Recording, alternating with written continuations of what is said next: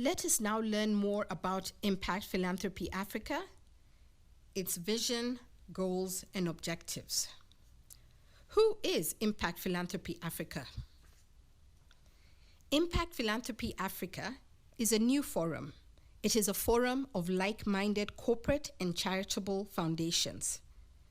The aim of Impact Philanthropy Africa is to increase the societal impact of corporate and private giving in Kenya with a view to transforming lives in line with Vision 2030 and the SDGs.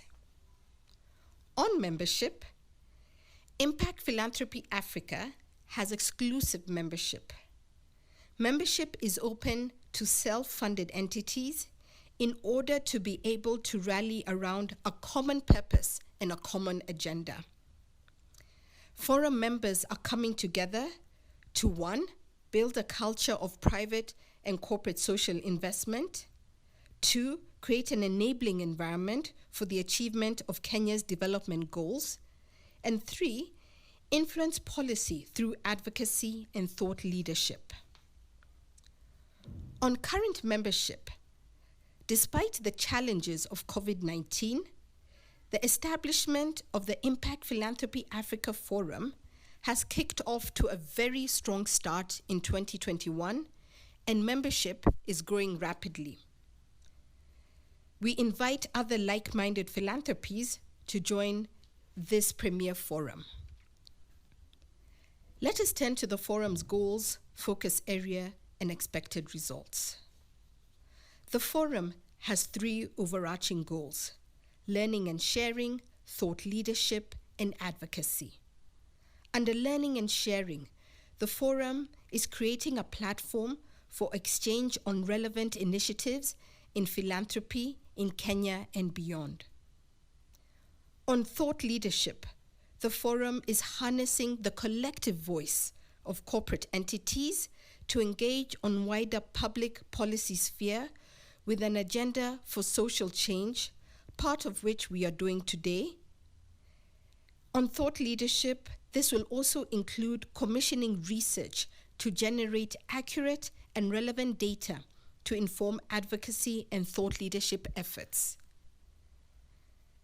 On advocacy, the forum is engaging the government of Kenya, other key stakeholders such as private sector and the public sector on key advocacy issues to influence policy and practice.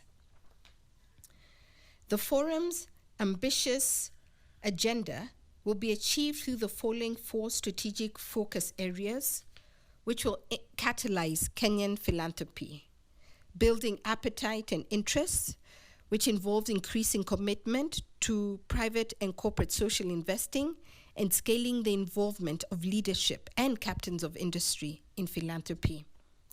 Advocacy for change involves engagement with the government of Kenya and key players on areas of concern pivotal to local philanthropy.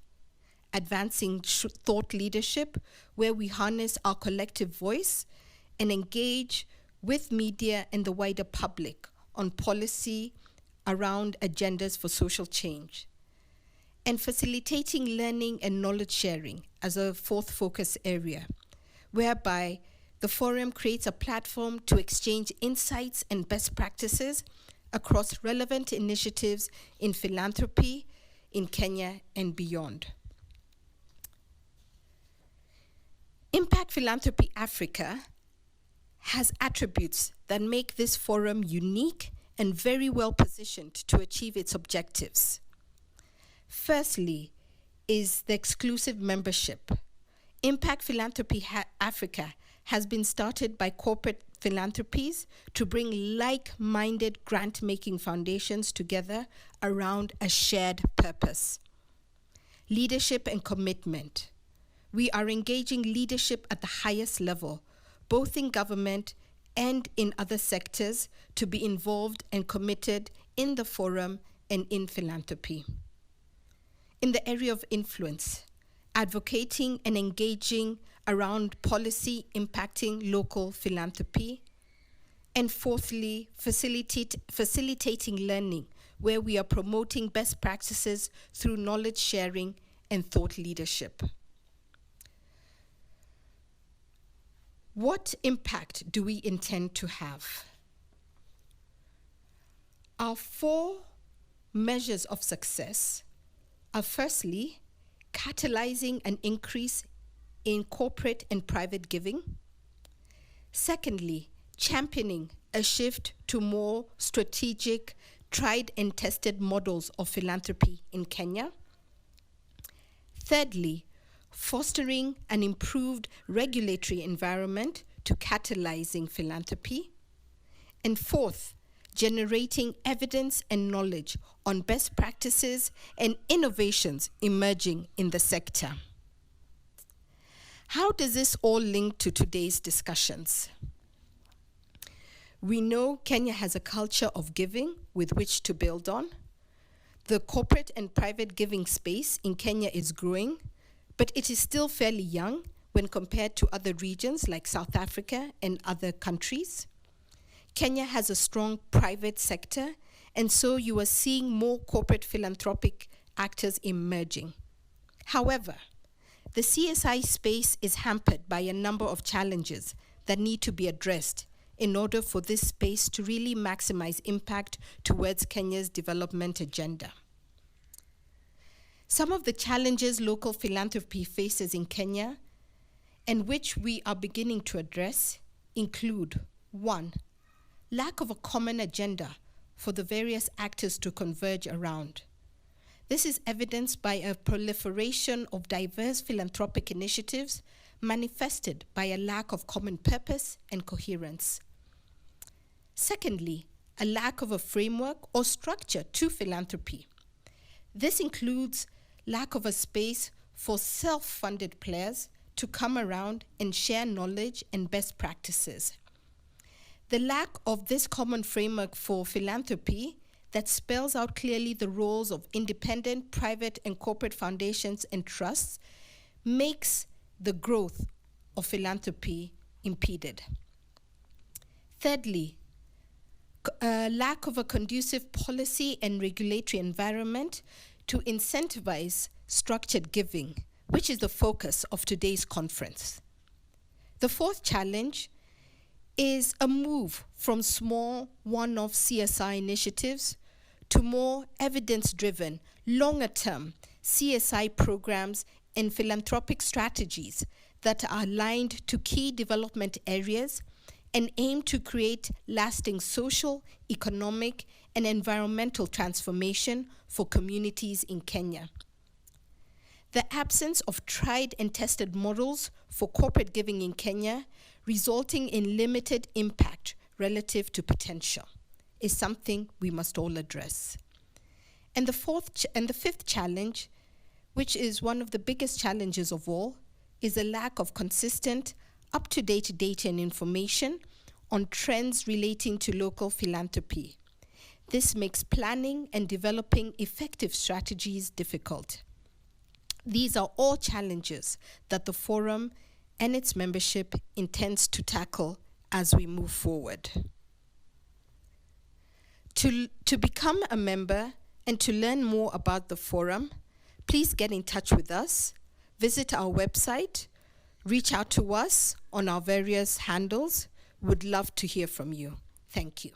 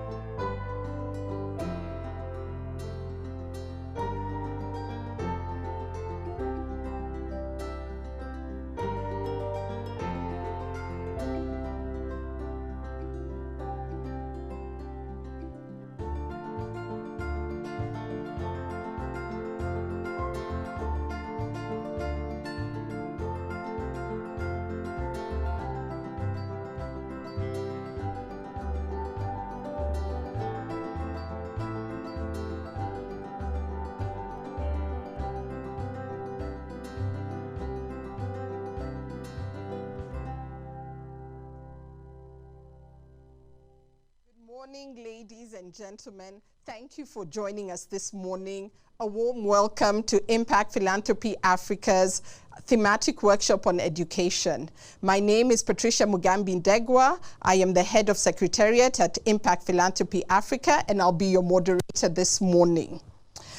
The theme for our workshop this morning is education in Kenya. What are we learning? Investing in education for a better future.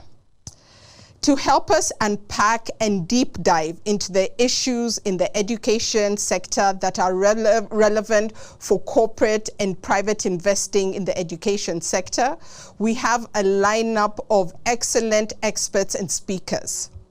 I want to particularly provide a warm welcome to our chief guest and keynote speaker, Dr. Sara Ruto, Chief Administrative Secretary in the Ministry of Education of the Republic of Kenya. We have chosen to start the forum's thematic workshop series on education for two key reasons.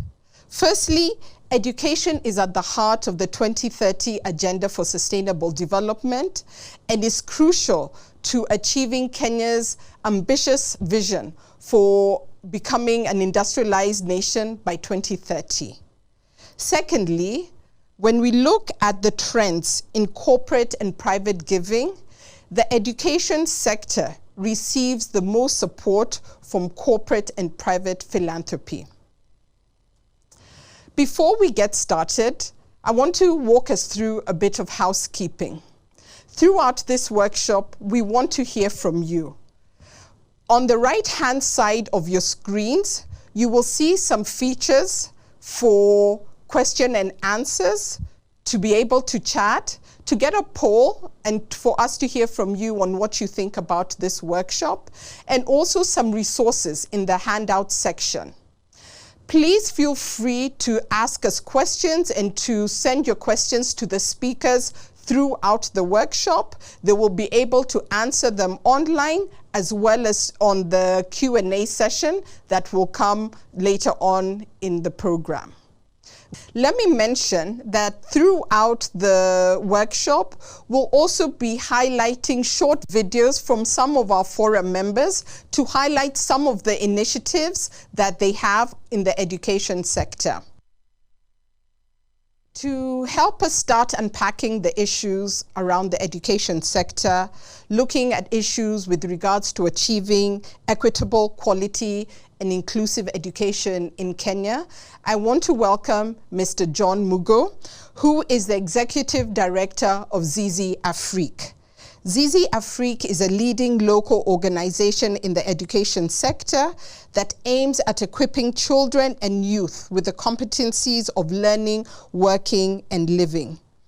John is an expert in the education sector and has worked on generating large-scale evidence on values and life skills and linking evidence to inform wider system change in Kenya, Tanzania, and Uganda. John, a warm welcome. The floor is yours. Good morning, everyone. It's a pleasure to meet all of you. My name is John Mugo. I'm the Executive Director of Zizi Afrique Foundation. We work in the education sector, and I have been in this sector for the last 20 years, working on various aspects. And I'm glad now to meet you and share my experience, but also my perspectives on how we could together improve Kenya's education. So I will start by walking you through what I consider the four main issues in Kenya's education. We have an issue on relevance because education has to be adapted to 21st century living. We have an education that falls short of many expectations and which, if not addressed, will be a big impediment for our children and our future generations. We have an issue with quality, the fact that learning outcomes are extremely low, but they are also inequitably low. So they are not low everywhere. They are low for some geographies, and they are low also for some sections of our population. We have an issue with access. Access has expanded, and we have now many more children attending school than any other time in our history. But the main issue is that this Lack of access is not equitably shared, again, just like quality. And the last issue I would want to highlight is the issue of inclusion. That if we contribute to an inclusive society, then the gains of education will not be equitably shared. And so inclusion is indeed a big priority, not just for our education, but for our society. Let me get back to myself, because behind every person, there is a story. I don't consider myself an average Kenyan. I think I am extremely privileged. I am where I am today, and I'm able to share with you because of the story of my education. I was born and brought up by parents who never went to school themselves, so I'm a first generation of literacy. And what I remember impacted me a lot, I think, is the space at home. The fact that my parents believed in education, but also that opportunity to work, and this photo that I share here, I really connect with it. That's not me. But when I saw that photo, it just took me years back, how in the fields of Moya Tebere, would herd cows and play and endlessly.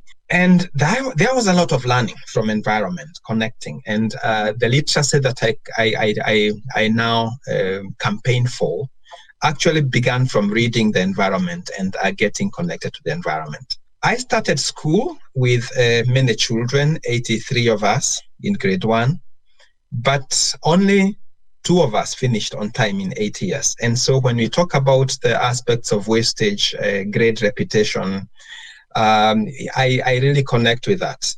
And that's why I say that I'm a survivor of a bad education. I'm a product of the 844 system myself. But when I look at the people that I went to school with, the talents they had and all that, anyone who was not cognitively, intellectually gifted, they never made it. And the fact that I got a scholarship, I think after excelling in Kenyan education, I think by all standards, going to the public university then, only about 7% of us could make it from secondary school to university. But also finishing in the top 0.something% with the first class honors, got a scholarship. I went to Germany. And I think the movement from Dindiroku village to the University of Hanover, where I did my master's and PhD, really shaped me. And the fact that even though I started school late, 8 years in grade 1, I got a PhD at the age of 29 years. So this shaped me and my story. And when I say that education could be better, then I think I have various points of reference that I have. So let's deepen a little bit my perspectives around issues on relevance. The aspect of relevance, whether education serves the purpose, is one big question for our education. The fact that we have an examinations-driven system where teachers must now resort to rote learning, drilling children to pass examinations at the expense of the holistic development that every child needs. The fact that there is wastage in terms of talents, but also the fact that key competencies for 21st century living, like social and emotional competencies, talents, life skills, are often overlooked, means that we may lose on a lot of the global competitiveness because our jobs will not be enough. So we are training for our market, but also for other markets out there. We have done a lot of research around youth and employment, and more than half of employers complain that the graduates of our education do not meet the bar in terms of the skills and competencies and attitudes that are required for work. Another aspect is the fact that even though we have competency-based curriculum, now the CBC, and this new curriculum, in my opinion and assessment, is much better than what we have now currently as 844. The fact that it creates space for a child to think, space for a child to thrive, regardless of whether you are academically gifted or socially or sports-wise, or you are in theater and arts. The situation may improve over time, but When you look at the fact that the children now in grade 5 upwards, all the way to Form 4, are not going to benefit from this new curriculum, which means that half of the currently schooling generation are not CBC. And what are we saying about that generation? But also the fact that the system needs to warm up for us to experience the CBC outcomes. The teachers must embrace this attitude-wise. Every teacher must internalize what CBC means, CBC education. Because if a teacher understood this correctly, then they will be able to do the many things on their own without any training. There are opportunities, and this is what I'm calling levers to improve relevance. And we'll come back to this later on what philanthropy could do to improve and contribute to better relevance of our education. Better CBC governance needs to rapidly entrench the instructional principles of 21st century learning. Right now, a relevant education is not one where you walk to class with a notebook and you listen to a teacher for 2 hours taking notes, and then an examination comes, semester end or at the end of the term, and you reproduce. That education no longer works. Knowledge now is available everywhere. Information is available everywhere. And so 21st century learning means preparing children and everyone to be able to seek information for themselves and be able to differentiate the true information and one that is not. That is what I think we could contribute to.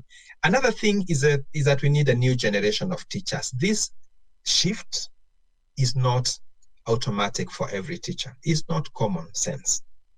Because a teacher must then cede power. When I say that I'll walk to class, not to teach, but I'll walk to class to learn with the children, to facilitate learning, to question, so that we are able to deepen the conversation. Then we need to do a lot in terms of creating this new generation of teachers, and I think it's a big and very exciting opportunity that teachers understand and believe in the true worth of education, but also that they're able to balance between educating the mind, the heart, and the hand. Because if the children now are able to do all these things, they'll not be able to thrive. Parents and communities, of course, must understand the worth of community, holistic learning and be able to contribute to it. But also skills production that is well aligned to demand, and also technology that is not just adopted for learning, but also that our children produce technology. The most unfortunate thing now is that we have an education that trains children to use technology but not to produce it. The next issue is around quality, that less than half of the learners in any random school or classroom will not demonstrate grade level competencies. This is unfortunate because it means whenever a teacher is teaching, then they are teaching less than half of the population. The other half is supposed to be 1 grade or 2 grades or 3 grades behind. Learning outcomes are also extremely inequitable. If you picked a child randomly in Kiambu, in Nyeri, in Nandi, they'll be like more than 10 times able to do a task of grade level than a child in Wajir, in Marsabit, in Turkana. But also a competency-based curriculum might fix this problem, but then there are issues. It will take longer and we are losing a generation that is not learning. There are certain opportunities, and I highlight a few. The fact that we have, we could have better CBC governance to do all the things that I explained, and parents that are able to respond rapidly and be able to create spaces for learning, so that the learning power and a balance between home and school, now these learning spaces have to come together, because through internet, through technology, then the division becomes really small. The next issue is inequitable access to education. I have highlighted the fact that if we looked at all levels of education, really, access to education has doubled over the last 2 decades. And if you look at TVET, for instance, is one of the biggest beneficiaries. Secondary education, now we have many more children transiting from primary to secondary than we have had in history. And this is laudable for the policies that government has put in place. But we have certain populations that are locked out. If you look, for instance, at arid counties like Samburu, Turkana and Marsabit and other places, around that of children either are not enrolled or are enrolled but are not in school on any given day. And so this creates inequities in access that need to be addressed. Children with disabilities, of course, is a big issue. If you look at our per child capitation model, the fact that a child who goes to primary school gets 1,700, the ones going to secondary school get this amount, then that means that money benefits larger schools where they have larger populations. And we know that in the arid north of Kenya and in many other places, populations are really low. But also the fact that the Higher Education Loans Board places students, gives loans based on whether they were centrally placed by COOPs or not, then that excludes those with disabilities, because many of them are not placed through the central placement service, or those in vocational training centers are unable to access loans. And we know yet that those attending vocational training centers are the poorest, are the ones with the less education. They are actually the ones who require the loans more than anyone else. The levers here include access to quality. So that is not just an expansionist education, it's not just plain massification of education, but which might just yield greater frustration when we have so many now youth finishing school, but they can't get jobs or they don't have the skills. So how do we balance between access and quality so that what is being accessed is not just any education, but children and students and youth are accessing education that is of quality? A differentiated funding model, I think, is something to argue for. It is now starting to get into policy that you cannot just give flat rate capitation for every child. We need also a portion of that and including in the formula so that some of this money goes to bridge the equity that exists, but also leveraging on technology. An example I can give here is that we have had a long history of mobile schools in the northern Kenya. How can we now have these mobile schools of children who follow animals or who have to move from place to place, leveraging on technology so that they can be able to connect to teachers as they look after animals and other such related innovations. And lastly is the aspect of inclusion. The fact that access for children with special needs has expanded, but then, through the mainstreaming and integration policies. But then early screening, identification and assessment is still a long, long way to go. And I can speak about this authoritatively as a council chair of the Kenya Institute of Special Education. We have a long way to go. Most of children attending even special schools have not been professionally assessed. And when they are assessed then too late for meaningful placement. Learning environments need to adapt to difference, looking at removing physical and mobility barriers, removing social and emotional barriers, as well as removing instructional barriers. But also the Kenyan society thrives on difference, whether I'm this tribe or I'm that. How do we change the narrative? And I think this is a big opportunity that we can universalize early assessment. We can have progressive implementation of inclusive education, and we can also contribute to building a more inclusive Kenyan society.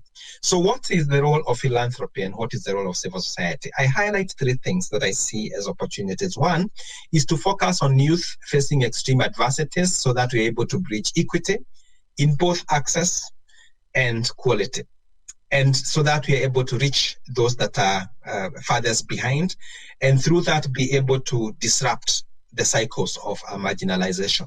Coupling support to individual children and system, focusing on individual children and schools and families, but also focusing on the system, because when the system improves, then every child benefits, and then also better integration of evidence to inform investment. I think if investments are led and informed by evidence, research, data, evidence, then we may be able to move faster by adopting what works. Civil society, of course, we need to build greater coalition, empowering parents, producing and sharing knowledge, but also holding government to account. And as Zizi Afrique, our work is based on three things: on evidence generation and learning, advocacy for policy and change and implementation, engaging government, but also testing innovations. And I am really glad that we have this opportunity to interact, and I look forward to receiving questions and interacting with you further, even in the future. Thank you. Good morning. My name is Rupert Corbishley. I work as the Regional Education Early Childhood Development Advisor for the Aga Khan Foundation based in Nairobi. I'm just going to take you through a little bit of our work today and give you an islet of what we do, but we'll always be available to answer any questions when they arise. So at the Aga Khan Foundation, we seek to equip children and young people with the knowledge, skills, attitudes, and values to interact effectively with the world and become contributing members of society.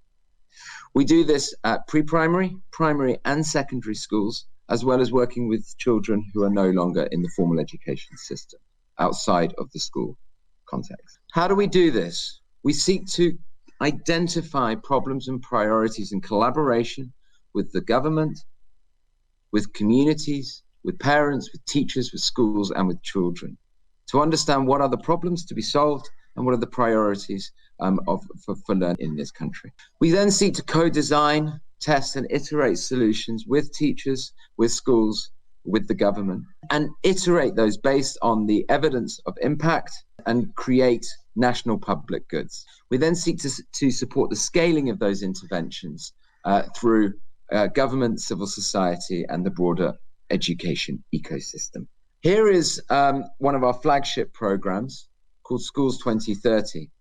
This is a 10-country, 10-year program, but what does it mean for Kenya? We're really focused on driving Kenyan solutions for Kenyan classrooms and working with teachers as designers through a human-centered design process. What does that look like? We assess the children's learning, the context. We then design through a human-centered design process with the teachers, and then fund the teachers' solutions, support them to track those solutions, support them to iterate those solutions, and then go to a national showcase to present them. There is also an annual global event putting Kenyan teachers on a global stage. And here are some of the national public goods that we have created recently during the COVID response. You can see a poster there, which was hung in public locations to support children and parents to think about other ways of learning when they were at home.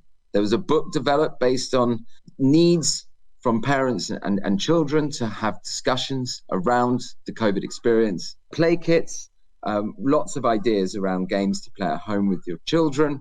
And then there's Nighttime Tales, which was on NTV, really looking at supporting the idea of a culture of reading with your children and promoting that during a time when children were at home. My contact details are there at the bottom, and please feel free to reach out to me. Otherwise, that's it from me right now. Thank you very much. Thank you, John, for that insightful presentation. I'd now like us to hear from corporate and private philanthropy. And talking to us is Mr. Les Bailey, Executive Director for M-Pesa Foundation and M-Pesa Academy. Mr. Les Bailey will share with us the journey of M-Pesa Academy as a case study for quality education in Kenya, and touching on many of the themes that we have heard from John with regards to addressing quality, relevance, and equity. Welcome, Les Bailey.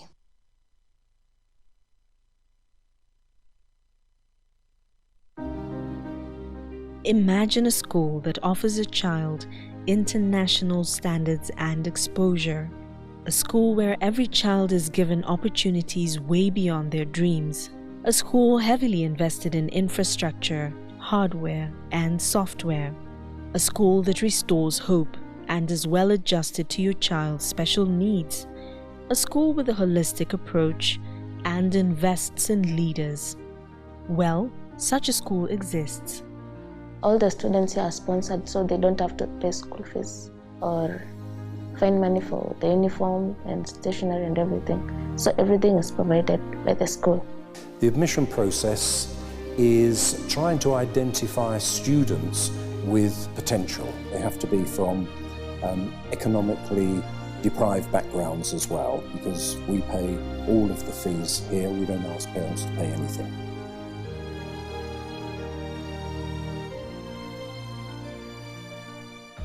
M-Pesa Foundation Academy is a transformational center. First what made me choose the M-Pesa Foundation Academy. When I read through the prospectus, and I was convinced this is the place that I'm supposed to be. I'm in a place where I'm free. I'm given every facility that can make my life better, not only my life, but even where I come from. Our core values, CLARE simply means curiosity, leadership, accountability, innovation, responsible citizenship, and excellence.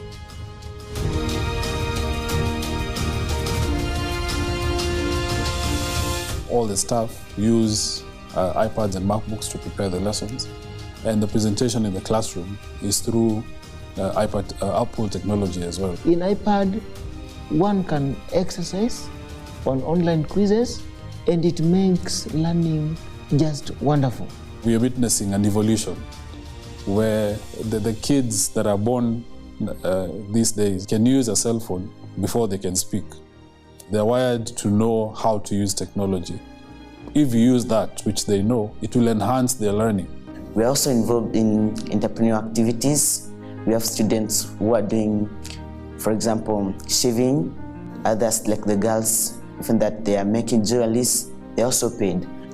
The academy came up with the idea of the debit card to help us learn how to manage ourselves and also know how to manage our money. I think all staff are incredibly proud of, what we are giving the students. And after all, we're actually here for the students, not for ourselves. M-Pesa Foundation Academy aims to provide holistic education, ensuring all our children receive the best education and thus bringing forth a new generation of leaders.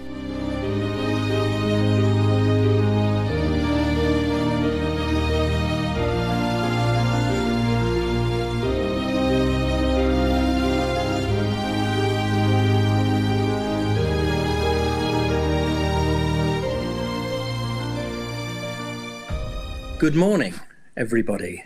Special good morning to our keynote speaker, Dr Sara Ruto, the Chief Administrative Secretary at the Ministry of Education.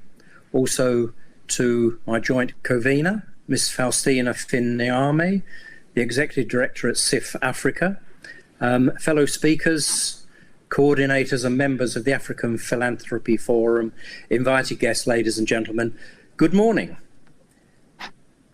This is our first webinar on one specific theme, and it's about education in Kenya and investing in education for a better future.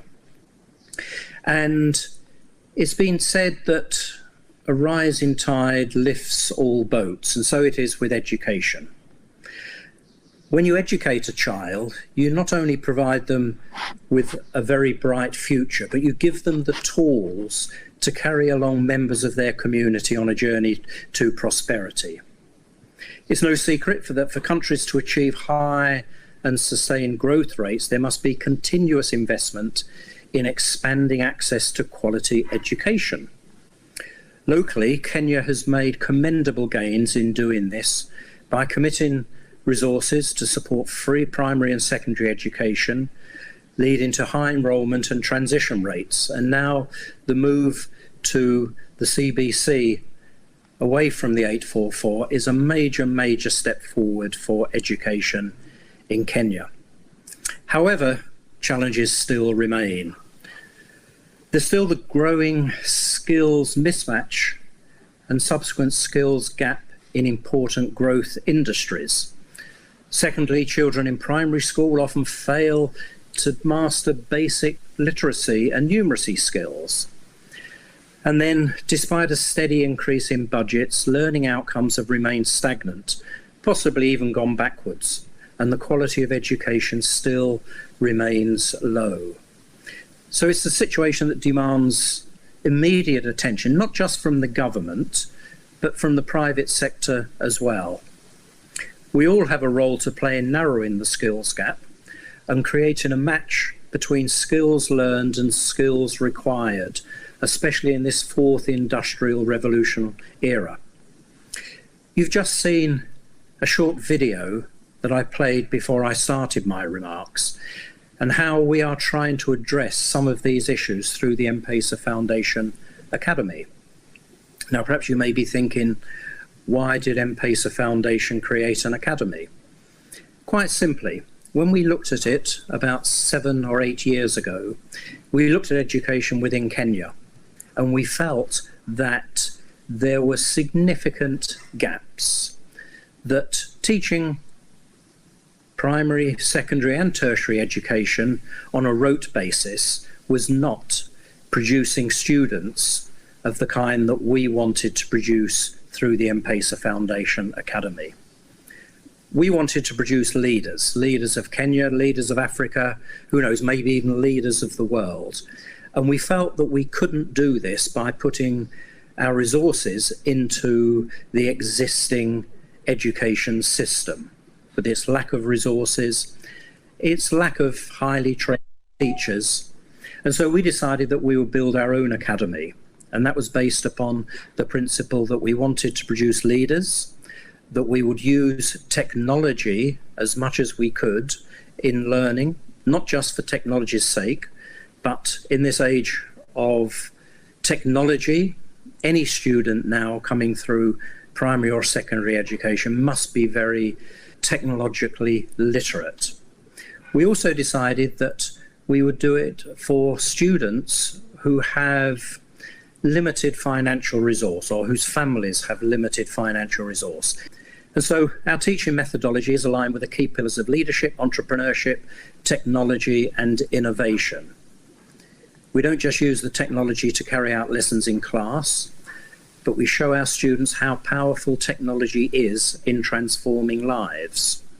For example, the STEAM club that we have, Science, Technology, Engineering, Arts and Mathematics, is one of the most active clubs in the academy, where many of our students have learnt to build and program robots, something that most secondary school students would never achieve.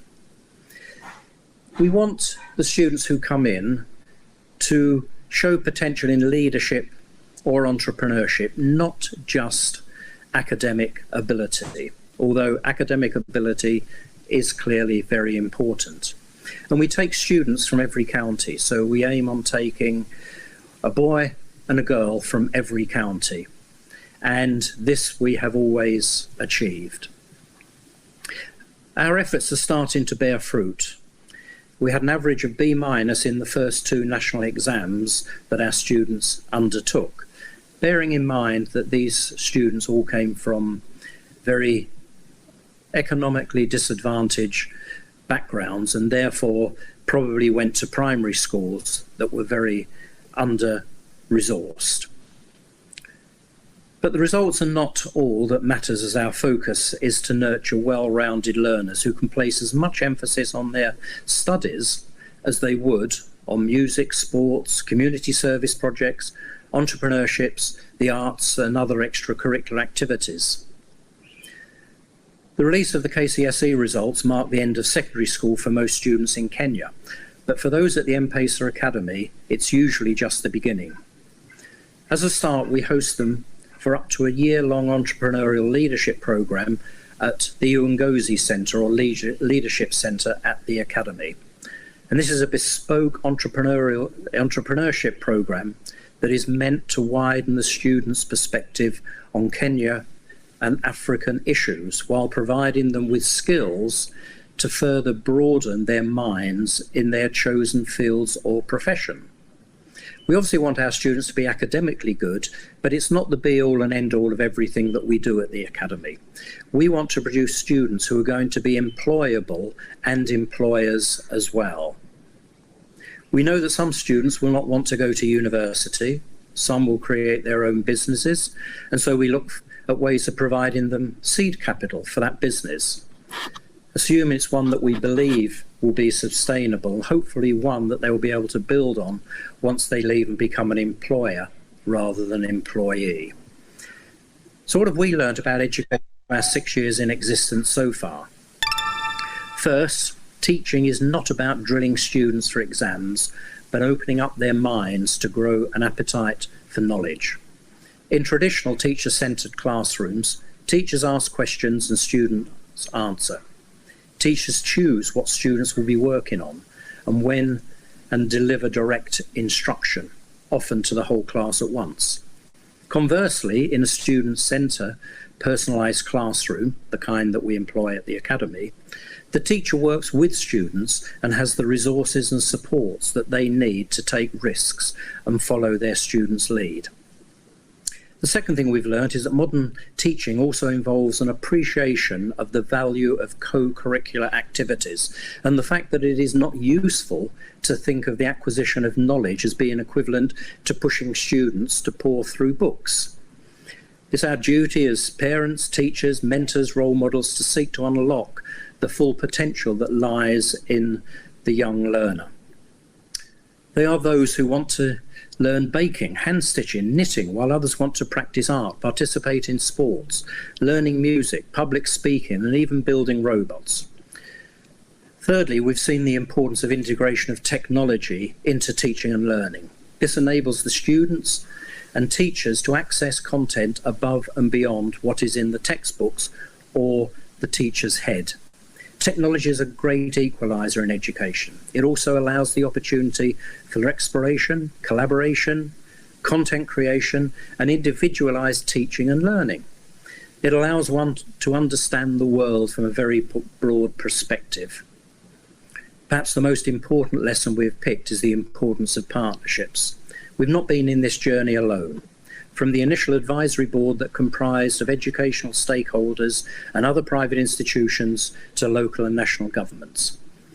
As I conclude, ladies and gentlemen, let me add that the Academy is a good example of the role that private sector can play in accelerating development and providing opportunities for the lesser privileged members of society.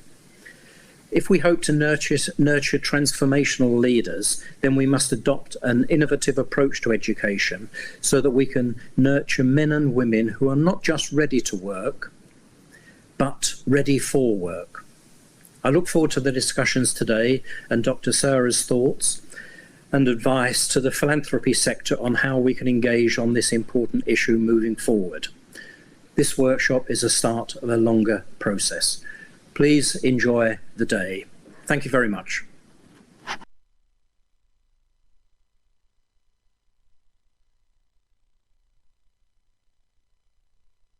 Thank you for this opportunity to be able to speak about the Family Group Foundation. My name is Damaris Givenji, and I work for the foundation as a senior programs manager. I will give a brief about the scholarship program that we do. The Family Group Foundation Scholarship Programs aims to contribute to the long-term development needs of the poorest and most vulnerable families, and of course in line with the strategic objectives of the foundation. The purpose of the scholarship program is to provide top-performing and high-potential students from very vulnerable and poor households a chance to access secondary school education. Since inception, the foundation has supported a total of 535 scholars. A TRESA study conducted recently revealed that 92% of the sponsored scholars joined the university. In the just released KCSE 2020 results, we had 44 scholars, we had 20 girls and 24 boys who successfully completed their secondary school education. 37 out of the 44 scored C+ and above, and therefore they will be able to join the various universities. The foundation, in its effort to reposition itself for business growth and greater social impact, is currently developing post-high school pathways for its sponsored scholars in order to ensure 100% self-reliance for its beneficiaries. The foundation is also increasing its collaboration at the county level and has therefore established county-based selection panels consisting of key government departments, including the Ministry of Interior Coordination of National Government, the county government, the Ministry of Education, the Department of Children's Services, the religious leaders, as well as Kenya Primary Schools Head Teachers Association. In the first phase of this repositioning, the program targets a total of 110 scholars selected from Bungoma, Kisumu, Uasin Gishu, Nakuru, Kiambu, Murang'a, Nyeri, Meru, Makueni, Kajiado, and Mombasa. Thank you so much for listening to me, and we look forward to a fruitful engagement. Thank you.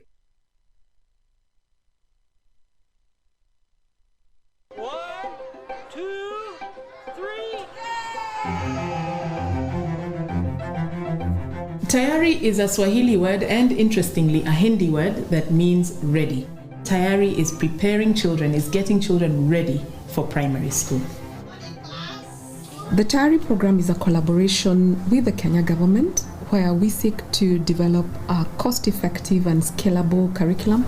To do this, we have done a pilot in 4 counties. Tayari comes in to support the government systems through provision of instructional materials, through formal training for teachers, and through continuous capacity building of teachers. We have developed teacher's guides and corresponding learner workbooks. Every teacher gets 1 math book, 1 language book, and learners also get 1 as well. I can see a change between me of yesterday and me of today. The teacher's guide has from the beginning to the end of the lesson well prepared, and it gives you time to prepare for what you need to do. We developed the training methodology for teachers as well as coordinators. For this training, I didn't have much confidence as I do now. They're still young, they have to learn a lot of things, and I think with Tayari, they are really developing well. The longitudinal study has been finding the learning outcomes are very good. We continue to follow these children into primary school where we are testing their reading and their mathematical skills. It's my hope that the benefits that Tayari has accrued can be scaled up to all the counties within the country of Kenya and hopefully to other countries in the region and far beyond.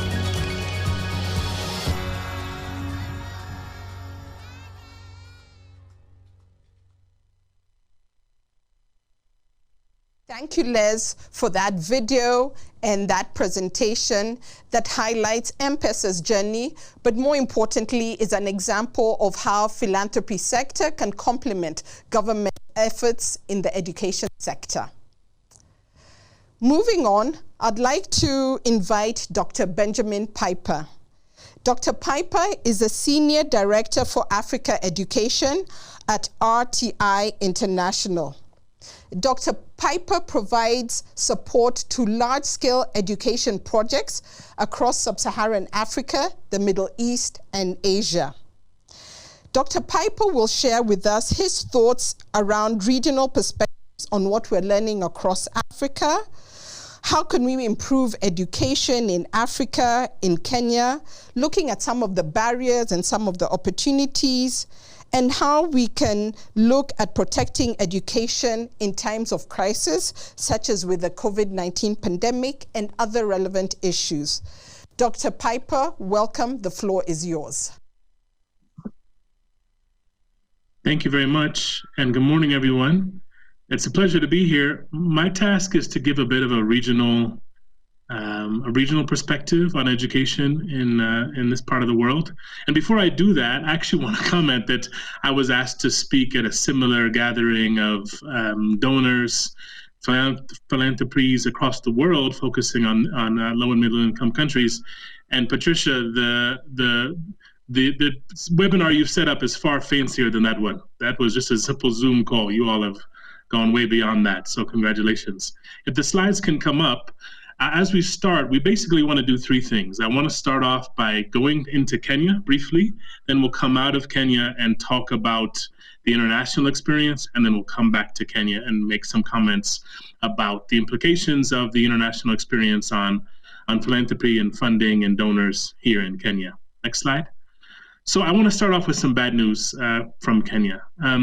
This is a graph of data that we're looking to think about with respect to the magnitude of learning loss that came as a result of COVID-19. Now, we actually are working with Exams Council, NEC.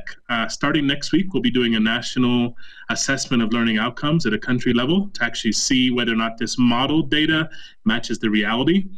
But this has actually been published in a study that has covered 10 different countries worldwide that's looking at the magnitude of learning loss that came as a result of being out of school. So if you bear with me, we can look on the left side of the screen, which has fluency. This is the number of words correct a child could read. It doesn't actually matter what the outcome measure is, but the point is relatively the same across various metrics. So the higher, the better. So if you look at October 2019, about when kids end school, normally at the end of grade 1, they would be reading around 13 words a minute. And if you look at October 2020, in a normal world, they would normally have gotten to around 25. So from 13 to 25, that's the normal growth in Kiswahili in grade 2. But we don't have a normal year last year. So we want to talk a little bit about what the likely outcomes are, what the current status is of learning in Kenya and other countries. Again, this is model data. We'll actually get real data from this starting next week. But we know from Malawi that the normal time outside of school represents some loss. So basically between October and December 2019, you see that kind of dotted line suggesting some loss. That when children are out of school, they might not be your kids, but the normal kid in rural Kenya doesn't have access to as many materials as your kids might have. So they might reduce their learning outcomes a bit. This actually, there's evidence for that in the US and UK as well. But what normally would happen is there's like a dip when you get to around December 2019, and a pretty rapid increase from 2019, beginning of academic year through the end of the academic year. We know that the outcomes, the timing for this year is different, but it's different in two ways. Let's look what would normally happen through the beginning of the academic year until March 2020 when schools closed.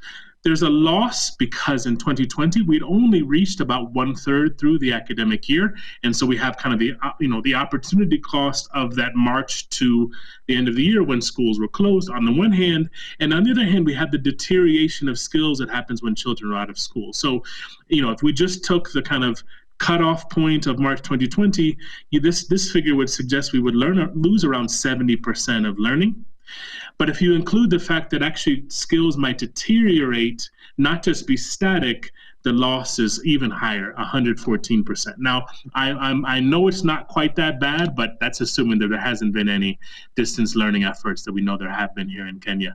And the last measure, I don't even want to talk about because it's a bit too depressing. But we have this analysis that's in a paper that's recently published worldwide across low and middle income countries. If we can go to the next slide. But the basic point is that there's likely large-scale learning loss as a result of COVID-19 that's somewhere in that 70% to 114% of learning. Let's go to the next slide, please. So there's some hope that all the efforts that we did, that Sara Ruto's government ministry did to kind of reduce learning loss, we don't have estimates of that yet from Kenya, but as I said, we will soon. But this is data from South Africa. So South Africa has a lot of advantages for those of you who are philanthropists who work across sub-Saharan Africa. It has a pretty significant television system, it has a pretty significant radio system, and it has materials that went home to every kid, including workbooks at large scale. And so if any country had the chance to allow distance learning efforts to make a difference, it's South Africa. And without going to the details of this data, basically what a recent study came out about 2 weeks ago to show that the magnitude of learning loss, comparing the outcomes right now with the outcomes of the previous year, was almost exactly the same amount of time that kids were outside of face-to-face school. I'll say that again. Basically, even with all of the efforts that they did in South Africa, distance learning, books sent home, everything else, the loss year on year of learning was almost exactly the same amount of loss that there was when it comes to how much time was out of school. So what are we saying? Distance learning efforts, I think Kenya was the real leader in the region, but I think we should be really clear-eyed that the loss of COVID-19 was pretty substantial. Next slide. And as a result of this, the main point is we need to think of business as usual not working. We are in a situation in 2021 into 2022 where the average kid, not my kid, not your kid, but the average kid here in Kenya who doesn't have a computer, doesn't have a tablet, doesn't have all these activities on Zoom, they have lost learning. And so business as usual from a philanthropy point of view and from an implementation point of view won't work. So that's the Kenyan situation. What are some of the implications of that? There's substantial loss, and I think going to what John Mugo said at the beginning, I don't think the loss is evenly distributed. He was comparing Kiambu to places like West Pokot. I think it's not just that learning outcomes are not the same, but the learning loss is not evenly distributed. Those who are poor, those who are rural kids are going to have suffered even more. So if we're thinking about targeting philanthropy efforts and targeting support, it's those parts of the country that make the biggest difference. And the fundamental thing that matters is focusing on teaching to help catch up. I'm a real advocate for education interventions to improve outcomes, but I think fundamentally those outcomes depend on better teaching, depend on teachers having more time, depend on having teachers having more support to improve the quality of their pedagogy. So I'm not sure what you're thinking about doing from a philanthropy point of view, a funding point of view, but ultimately those things should support improved teaching, should support teachers dealing with the complexity of an even broader range of outcomes within their classroom. We need better pedagogy, we need better teaching. And how do we help that in the context of the CBC rollout? So there's some things we know about scale, and this is where I want to kind of focus my talk. Next slide. There's a recent study that was done that we did. It's called Learning at Scale. It was to identify the 8 most successful large-scale programs in the world that's focused on low and middle-income countries. And you can see the map that shows where those programs were derived from. 3 in South Asia and 5 here in Sub-Saharan Africa. These are programs that are both large-scale and highly effective. The reason why we focused on large scale and highly effective is because it's somewhat easy in quotes, to make impact when the program is at small scale or in pilot, or if you had a lot of supervision of the program, but it's quite a challenge to show large scale impacts. So these 8 programs are some of the ones that across the world have shown significant learning outcome improvement across the country. 2 in India, 1 in Pakistan, and then 5 in Sub-Saharan Africa, including 1 here in Kenya that we had the opportunity to support the government on. Next slide. We want to share a little bit about what we found from these programs that might be relevant as you're thinking about what to do to support here in Kenya. The first thing is that a lot of these programs emphasized phonics-based instruction. They weren't necessarily purely phonics, but they did help children teach letters and sounds. Number 2, there was a lot of explicit support for teachers. Number 3, they had increased instructional time. So much of the teaching task is hard and it's there's so much complexity, but if you can just help teachers to teach longer and spend more time pedagogically with kids, it makes a difference. Number 4, there was a lot of pedagogical time focused on reading, the skills of literacy. Number 6, students, not just teachers, but students had in their hands literacy materials that they could use on a daily basis. So programs that were able to get the ratio of learning materials down so that every child had access themselves. The next one, they had a variety of instructional activities. They were active, they were practice, they were interacting, there were small groups. There was lots of different ways. It wasn't just, as I heard Les say earlier, it wasn't just chalk and talk. It wasn't just standing in the front and having lecture. These programs had a variety of activities. And the last point I said earlier, just there was active student engagement and learning. So that's what it looked like in the classroom. The next one is about what does it look like to help teachers get to that. The number 1 was that teachers had practice. My experience with teachers here in Kenya and Sub-Saharan Africa and this part of the world, teachers want to do well. The teachers get a really bad name, which I don't think is fair. They want to do well, but they need to have support and practice, the actual opportunity to do the new thing. It's not just hearing about it. It's not just training that's about the information of what the new materials or the new program looks like. CBC trainings really need to focus on and do focus on the skills of implementing the change. That's what we found in these 8 programs. The trainings were face-to-face, which is hard in the COVID era. So how can we be creative around smaller groups or supporting face-to-face training with some technology-based supports, including SMS. Coaches were structured, so these teachers just didn't teach. They had some support from a coach outside of the school or from their head teacher. A lot of these programs, 6 of the 8 had teachers' guides that simplified the instructional practice. Students had one-to-one books. The teacher support system was a positive and collaborative one where teachers were not just told all the things they did wrong, but supported on how to improve it in a relationship that they appreciated. They had increased confidence.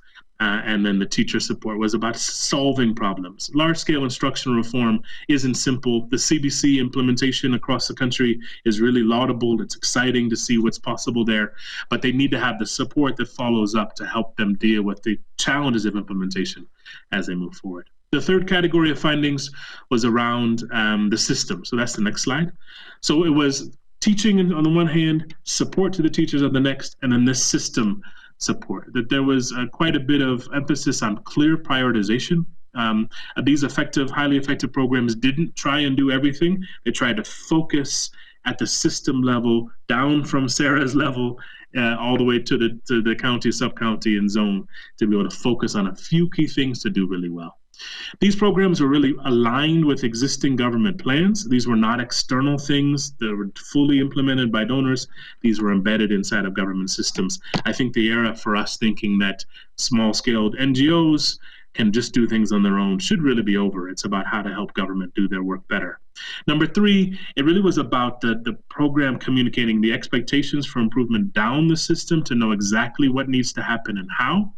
And there was monitoring by government. There was program supervision by government, and that there was a fundamental amount of capacity building so that the skills from this individual program could be transferred across the broader sector. So those are some findings across these 8 highly effective programs. Go to the next slide. I won't go so much into detail here about what we know about scale in Kenya. There are 2 programs I want to highlight. One was just in the video you saw a moment ago called Tayari, which is funded by Children's Investment Foundation, who I think are here. That was a program focused on pre-primary. There's also Tusome, which was a grade 1 to 3 program. And in both of those interventions that are large scale and were effective here, they had books for every learner, teachers' guides to support the teachers to implement, that allowed them to have some flexibility, but did give them some support on how to teach well. There was a teacher training that's about skills, practice, implementation. What does it look like in your classroom before you leave the training? And then heavy coaching and teacher support. These kind of programs make a difference. The next slide shows you the president of Kenya launching the Tusome program at national scale. The next slide shows you the impacts. I won't go into much detail, but basic findings was that between the baseline and midline, the learning outcomes doubled at a national level. Next slide.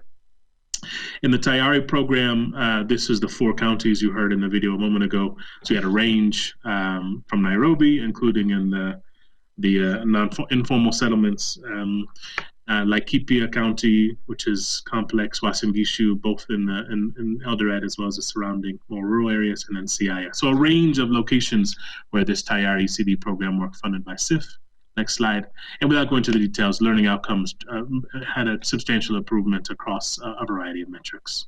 Next slide.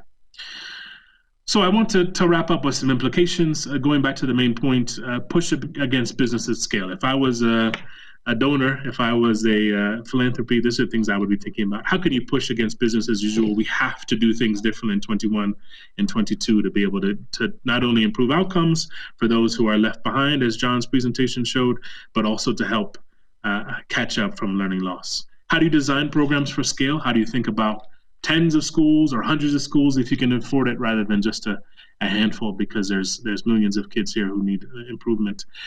Structured programs can work if they're done well. It's really about implementation. How do you push for tight links? I think some philanthropy work is really focused on just, I'm going to do one thing.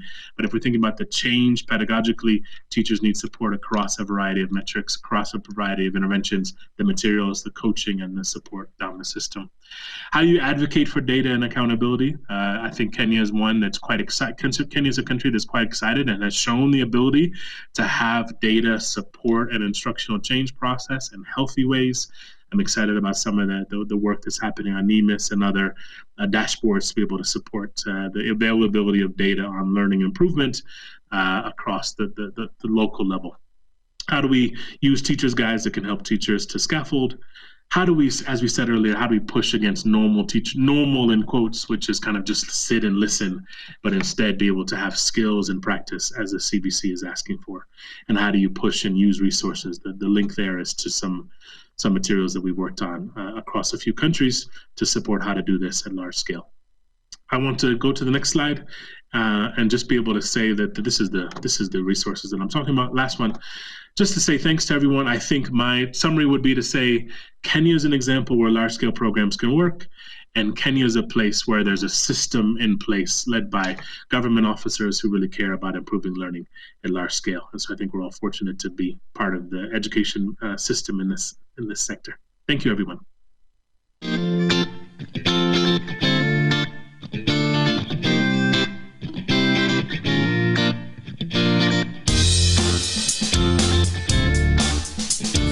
To overcome inequality and enhance economic growth, it is vital that we deliberately seek and support the means which improve the livelihoods of the poor and marginalized. Improving access to education is considered the surest way of achieving this goal. KenGen contributes to the pool of trained and competent manpower necessary in the vibrant economy and transform Kenya into a middle-income economy by the year 2030. Through the KenGen Education Scholarship, the KenGen Foundation offers learning opportunities for bright but needy students, both in secondary and universities, from communities living around the company's power stations.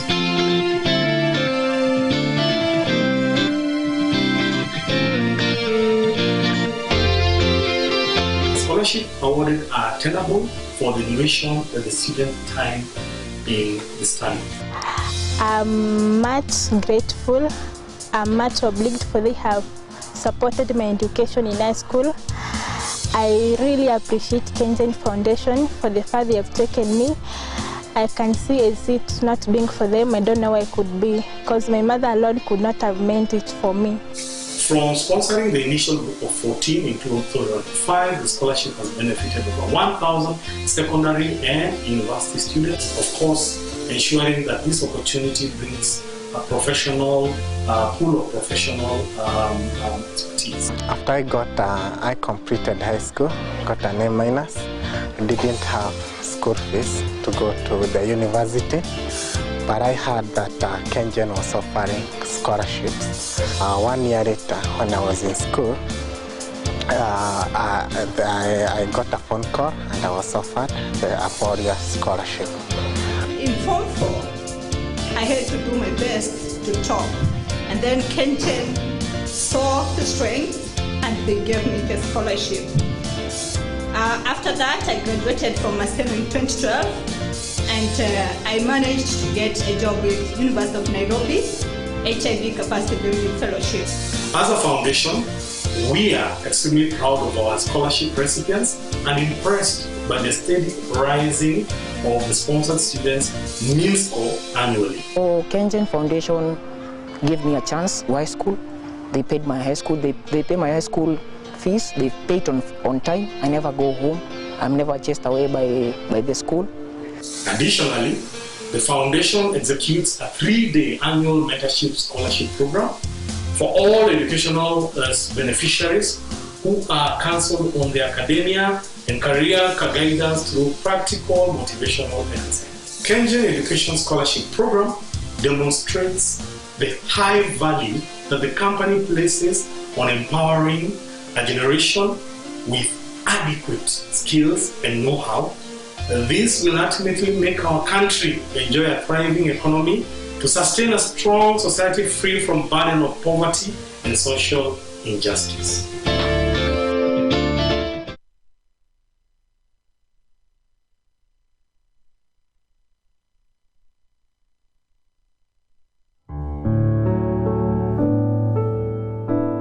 Greetings, ladies and gentlemen. My name is Perez Obonyo. I'm the principal of Gatus Institute of Child Health and Research, which is an affiliate of Gatus Children's Hospital. Our task is to capacity build for the hospital as well as the country and region at large. Started in 1999 with pediatric advanced life support, the institute has grown exponentially and now offers a range of pediatric-related courses and a few general ones. We major on pediatric and pediatric critical care nursing, both higher national diploma meant for nurses who want to specialize in child health care. The intakes for these two are in April and September every year. Other courses include Diploma in Nursing, Certificate in Emergency Medical Technician, as well as Pediatric Phlebotomy, European Pediatric Advanced Life Support, Pediatric Initial Life Support, and other than that, we also offer first aid training for individuals and groups. Thank you. It is now my pleasure to introduce our chief guest this morning, Dr. Sara Ruto. Dr. Ruto is the Chief Administrative Secretary in the Ministry of Education of the Republic of Kenya. Sara recently joined the Ministry of Education as the Chief Administrative Secretary. She previously served as the Chief Executive Officer of the People's Action for Learning PAL Network, a network of civil society organizations that conduct citizen-led assessments and actions to improve learning outcomes in Africa, Asia, and the Americas. She brings perspectives of both public and private sector on issues to education. Until her recent appointment, she was the chairperson of Kenya Institute of Curriculum Development, KICD. A warm welcome to Dr. Sara Ruto to give her keynote remarks. Thank you. My name is Sara Ruto, and I now work with the Ministry of Education as the Chief Administrative Secretary. Leave no child behind. No goal will be considered met unless met for all. This is the modern day mantra, agreed by nations of the world in 2015 and solemnized through the Sustainable Development Goals, or what we know as the SDGs. While there are 17 goals, the education goal is acknowledged as the nerve center through which the other goals can be actualized. Of course, I'm a little bit biased towards this, but I really do think that education is at the center of anything, and if we invest in education, then we can achieve the other goals. The SDGs, and indeed the Vision 2030 of Kenya, forbring the principle of equity as a connecting weave, that it is not only the right thing to do, but it is also the smart thing to do. And that is why, in the spirit of the discussions and for why you invited me, and I thank you very much for having me here today, I thought that a befitting title would be partnering with the Ministry of Education to ensure that no child is left behind.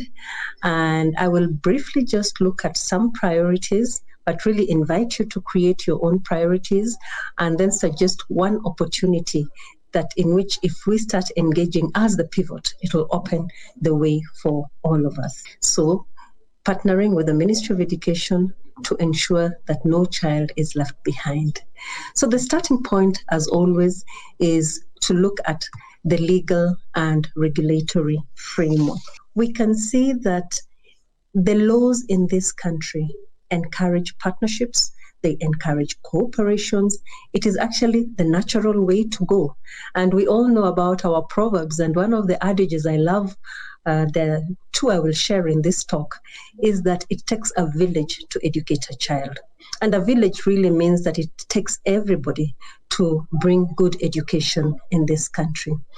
So working together is acknowledged, it is recognized. And I'd like to point us to two specific pieces of documentation. The first is the Education Act of 2013. And in the guiding principle, you can see that good governance, participation, and inclusion of everybody, be it parents, community, the private sector, are seen as important and essential for the management of the basic education. The other act that is also of relevance to us is the Public-Private Partnerships Act, again of 2013, and this provides for the participation of the private sector in financing and development. And it has mainly been used for projects and things like that, but it presents a good opportunity. So I give these two pieces of document as an example of the fact that there is a framework that allows engagement, but the true potential has been muted because it has not been operationalized in all ministries. For example, for about 5 years, I was the chair of the Kenya Institute of Curriculum Development. And one of the things we realized is that while we had the Public-Private Partnerships Act, we needed to domesticate it. And so in KICD, we developed a policy internal to the ministry that will encourage a public-private partnership, because again, we recognize the principle of partnerships and collaboration if one is to really ensure that we give good education to all the citizens.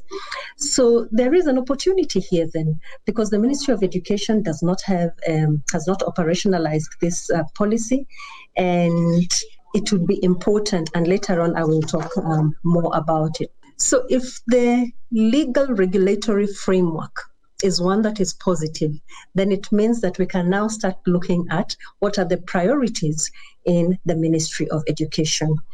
And as always, when one is thinking about priorities, it is very important to start with the policy framing. And the current education planning in the Ministry of Education is contained in the National Education Sector Strategic Plan that runs from 2018 to 2022. You can see the mission and the vision. They are stated there. Specifically, the mission talks about coordinating the competency-based, equitable, learner-centered education. And I'm stressing this because, again, you can see that equity is running as a theme, as a way of doing things. It's not just the way to think about the future, as in the Sustainable Development Goals, but also in the policies within the Ministry of Education. And I'd like to suggest that perhaps this is one of the first things one must do, that when thinking about the strategic direction to take, let equity and equality of opportunity be at the centerpiece. It should inform the choices we make. It should inform the strategic direction that we take. It should be evident in the process, and it can also be a goal. Because if we are able to address equity, then I think we will be able to have assured each person in this country an opportunity to be and to thrive. And that sometimes is lacking because of the unequitable distribution of opportunity in this country. Therefore, if I was you, and if I was managing a foundation or working in a foundation like you, I'd probably do some of these 5 things that I've put. First of all, I would align myself to the vision. And aligning oneself to a vision in which perhaps you are part of crafting it, or maybe you are not, means that you are going to be taking a leap of faith.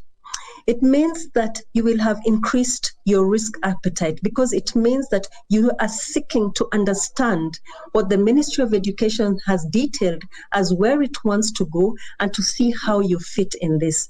And so it's somewhat different, for example, when one is thinking about the attitude or approach one has, for example, in CSR, because CSR activities, at least in my understanding, you need to be more purposeful towards promoting your own organizational goals. And therefore, aligning to a vision, I think, will be a statement that you want to be part of something big, and that is important.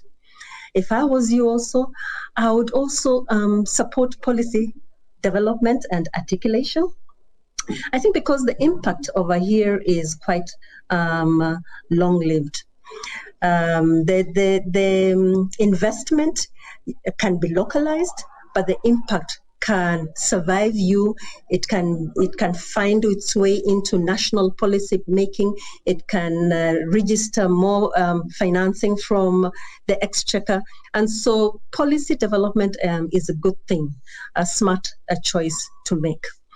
I would also invest in something with national relevance, but local context. And this for me is very important, because we have seen that if you look at international development, and also sometimes if you look at development from the urban areas going to our rural areas, we have perfected the art of parachuting expertise. And that might be well-intentioned because a place might not have the resource that you want. And so with all good intention, you decide, let us bring expertise from somewhere else. But what happens is that through this act that has been intentioned by the very best in you, but through this act, we steal the possibility of local communities engaging in something, experiencing something, learning and growing. Therefore, you steal an opportunity of learning from them. That is why it is important that even if there is something national, build local context. Be purposeful in identifying local, investing there, and making it grow to what is seen to be the standard from a national level. And that brings me to the second proverb, which I always think about when I'm thinking about national vis-a-vis local context, that if you want to walk fast, walk alone. But if you want to go far, you have to walk together. And investment in a local context will allow you to go far, and this will be more impactful. The resources and the strength will be there even once the intervention you are supporting has gone. And therefore, I think this would be very smart investment. The other things to do, which I think are common sense, is also to seek evidence-based implementation. And evidence is very important because sometimes we are very well-intentioned, but we start programs or processes that end up wasting children's time, for example, and that is time gone. But if one institutes a mechanism of reflecting, of looking back, asking yourself, is this leading us where we want to go? Then I think we can be smarter and more efficient and effective in what we are doing. And of course, the last thing that I would do, I would seek synergy, not duplication.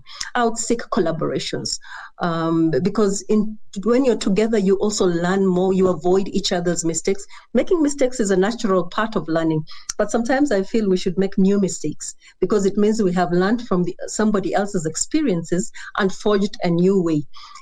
So this idea of building synergy, working together, is very, very important. Having therefore painted this then brings me to then what are the priorities then in the Ministry of Education, given that the policy document is over there, available in the internet, and you can actually find it. What would be the priorities? And I've suggested 3 and 1 more. And the first priority is based on the fact that we are in a reform moment here in Kenya today. We are actually in the 3rd major transition of educational development in Kenya. And it therefore presents a very good opportunity to engage. And there are very many areas one can engage depending on the interest you have and, of course, the institutional strength that you come with. The reforms have brought with them a competency-based approach. Many people know about CBC, which is a competency-based curriculum. Some people might know about CBA, which is a competency-based assessments. And if some of you have your children in the Kenyan system, you will know that every so often children come with activities that require your support. So it is a competency-based assessment. We also have competency-based education training that is targeting our TVET sector, competency-based teacher education. Then on the other hand, we have like the Kenya National Qualifications Framework that is seeking to unite the different qualifications, trying to identify prior knowledge, bringing in, for example, the good expertise we have in our Juakali sector where people know but perhaps cannot say, and trying to accommodate this so that we are acknowledging all types of experience as being valid. So there are very many changes, movements, reforms, and I'd really like to invite you to be part of this. I'd specifically like to invite you to perhaps consider investing in the teacher education reforms because these have just started off now. We started off with the curriculum reforms several years ago, but the teacher education reforms have started now. And this is because of the essence of a teacher. If we can have a teacher who is a good teacher, a teacher who enjoys seeing children grow, is empathetic, is motivated, is well prepared, this teacher can assure equality of opportunity, because they will use whatever resources they have to ensure that their children learn. And if this teacher can be availed everywhere, be it in the Kenya's agricultural areas or urban areas, from the north to the south, then it will mean that we will begin expanding opportunity. Because at the moment, we no longer have really a big problem of access. Yes, there are a few pockets that need attention. The main area we have is to focus on quality, and the teacher is at the center of this. And therefore, this is a priority that there's a lot of effort going on now in our primary teacher training colleges, which are no longer going to be offering certificate courses. They're going to be offering diploma courses. Qualifications have been heightened. There's a lot of anxiety and ease, wondering, will this work? And therefore, it's a good opportunity to see how can one make this work and improve education in this country. The second priority is what I had mentioned before, investing in articulating principles of action, be they through policies, through guidelines, because it is one moment with long-lasting impact. In this particular case, I'd like to give one or two examples in terms of the space that we can have for policies. First and foremost, as some of you might know, we had the task force report that was launched very recently by the president in January of 2021. And it urges for the development of a public-private partnerships framework. Again, if this came into place, it would make it very easy for everybody to engage, because there is a framework known both within the ministry and outside of what needs to be done. I mentioned earlier on that we have the Public-Private Partnerships Act of 2013. Because it has not been domesticated, we don't even have partnership principles. If these were developed, then again, it will be very easy to have a culture of collaboration, easy communication, better coordination, and this would be good for everybody. So this investment in policies, guidelines, statements, I think is good, because it just gives clarity of who needs to do what. Then we have other examples, for example, of specific policies that are required. Like at the moment, we are talking about the development of a center that will be looking at the development of indigenous languages. And language, for example, is a justice issue. And we cannot really address the poor reading outcomes without also addressing the question of language. One of the authors I enjoy reading is called Frantz Fanon, and he once stated that whoever owns a language rules the world. And so until we ensure that there is justice in terms of ensuring that the language children grow up with, which they have developed listening and speaking expertise, also becomes part of the learning environment when they start school. Unless we do that, then we will always disadvantage them. Now, this does not mean that they will be in a ghetto of their own language, but it means that you start with their language and introduce other languages. And so we would then be able, with a center such as this, rural communities whose languages are very oral can have orthographies. We can provide an enabling environment. Creative works can begin to be developed by people from those communities or elsewhere.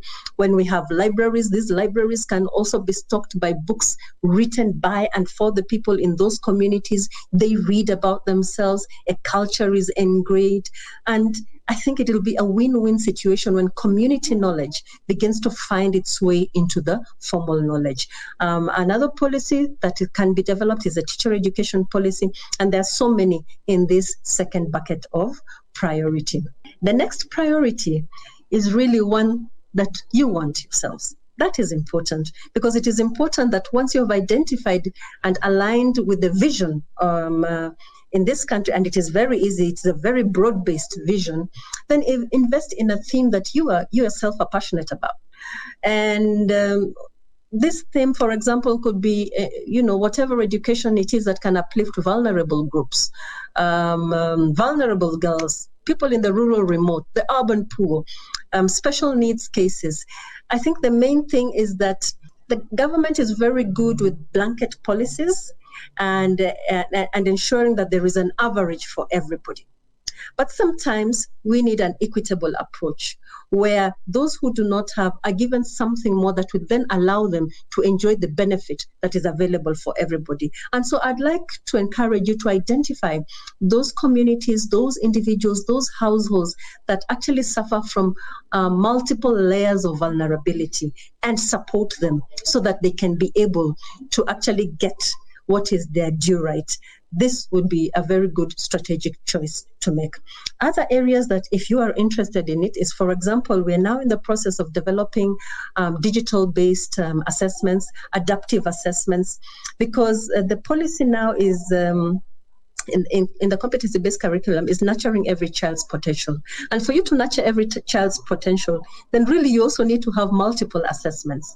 And so imagine a world in which a child begins to do an assessment. If they do well in this, in question A, then you're taken to a question that is of a higher difficulty level. But if you do not answer it, then you're taken to another question, so that you are assessing what a child knows, not what you know. And so these assessments are available, and it would be nice if we also had them expanded in this particular country. TVET is another area that is begging for opportunity. Post-school training. We have many employers complaining of lack of skills, that the young people are unemployable. But perhaps we just need to give them the opportunities. But whatever choice you make, I think I'd like to borrow from UNICEF, who say that we need to move beyond access to quality and learning. So if your investment is just sticking to matters of access, matters of numbers, then, give yourself a quality check. We need to move beyond averages to equality of learning. And that is why I was saying one needs to identify those communities that are left out and seek those who really need support and invest in them so that you can raise their equality of opportunity. We need to move beyond schooling to lifelong education. If your investment is one whose impact just is with secondary education only or primary education and doesn't move beyond and is not building skills that the child will need, transferable skills, life skills, then you need to question that kind of investment. Thereafter, it is important, I think, to be united in a topical need. And today, the topical need has been necessitated by COVID-19 pandemic. We have now seen huge demands on water and sanitation. I was in a school where children were collecting water from a pan that goats and cows come to drink water. And this is during a COVID pandemic. If a well could be found for this school, it'll help this school. Yes, it looks small, but there are 300-400 students who go to that school. We have had this year so many child mothers. Personally, during the examination period, I was able to meet a girl who did her first 3 papers when she was in labor, gave birth 3 hours after her last paper. 12 hours later, the following day, was doing another paper. And this girl got 265 marks, but she has a baby. And I've always felt and thought that perhaps this was a girl who could have gotten more. So we need to find these child mothers and support them in this last phase that they have of their education. So I'd like to stop there when it comes to priorities. So what would be then the practical step in terms of how then does one engage? The Ministry of Education, I think, maybe does feel like a maze for you. Whom do you go to see? Do you go to the Cabinet Secretary, or do you go to one of the directorates? Because we do have a directorate for partnership. And when I was thinking about it, I thought that perhaps the best thing for you to do, and you have already started doing it, is to create, for lack of another word, let me call it the Corporate Private Foundations Education Group. Because if you organize yourselves in a group, then it will ease engagement. It will allow a one point reference. And we have other sequels, like we have the Education Development Partners Cooperation Group that have formed themselves as a group. They have representation from the ministry, sometimes even from the civil society, and have known points when they can engage. As a group, I think one can do a little bit more and one can build synergies together. And this seems to be the way the Ministry of Education and the people associated with the Ministry of Education have found it easy for them For example, if you're talking about the principals of primary teachers' colleges, they form themselves into an association. Principals of special needs schools in Kenya have their own association. International and private schools have their own. Teachers, it's easier when you have a group, because then that group can be identified. And when the Ministry of Education has its own planning processes, it knows whom to invite. And it then eases engagement. So as an organized group, then perhaps one can come and see the cabinet secretary, one can develop an MOU, one can engage in the planning processes, because we're about to begin planning another strategic document, because this one ends in 2022. So one can actually be part of that process where you identify and say, these are the areas that I think are of interest. So forming yourselves into a group will be, I think, a critical first step in terms of engaging with the Ministry of Education. And with that, I'd like to stop there. Thank you for listening to me. Hello, my name is James Katere, the head of I&M Foundation. Thank you for this opportunity to introduce you to I&M Foundation.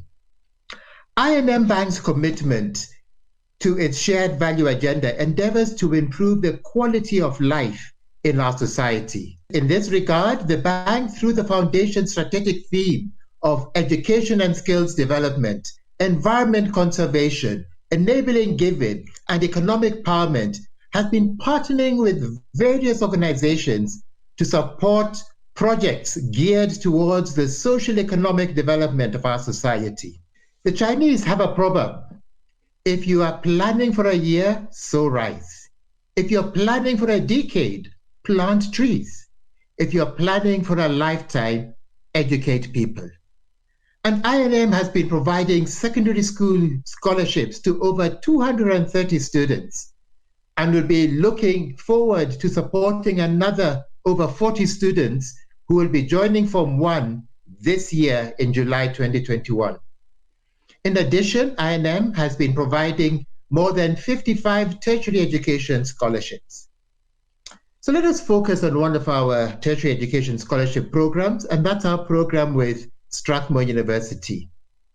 I&M Bank has spearheaded a scholarship program with the Strathmore University that has benefited bright but needy students since 2010.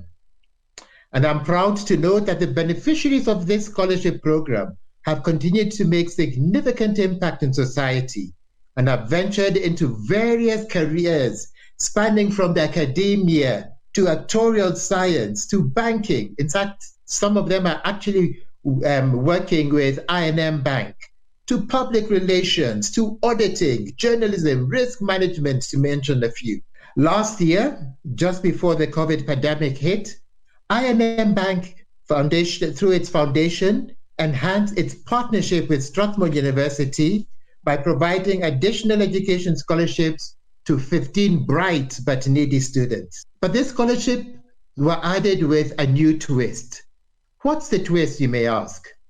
Each of our bright scholars are required to carry out a community project during the duration of their scholarship.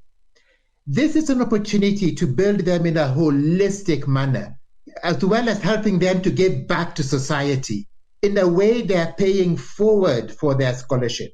The scholars can partner with others in their community project, but must be part of the leadership of their project. And with this approach, we seek to build scholars who can be community leaders with a heart for the society, with proven skills that are not just academic, but practical, that would transform Kenya and beyond. We at I&M Foundation look forward to partnering with other like-minded organizations in transforming Kenya through education. As Vince Lombardi said, the difference between a successful person and others is not the lack of strength, nor the lack of knowledge, but rather the lack of will. Through I&M Foundation, we're building a community of young people that have the will to make a lasting impact in their generation. Thank you very much.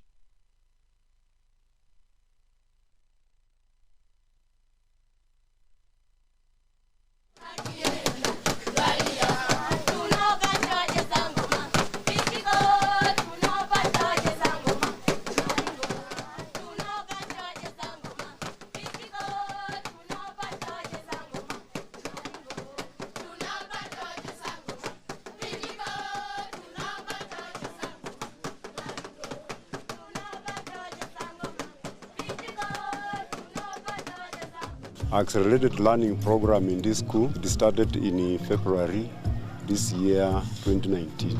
Currently, we have got 100 learners. So far as a school, we have seen there has been a very tremendous impact on the children.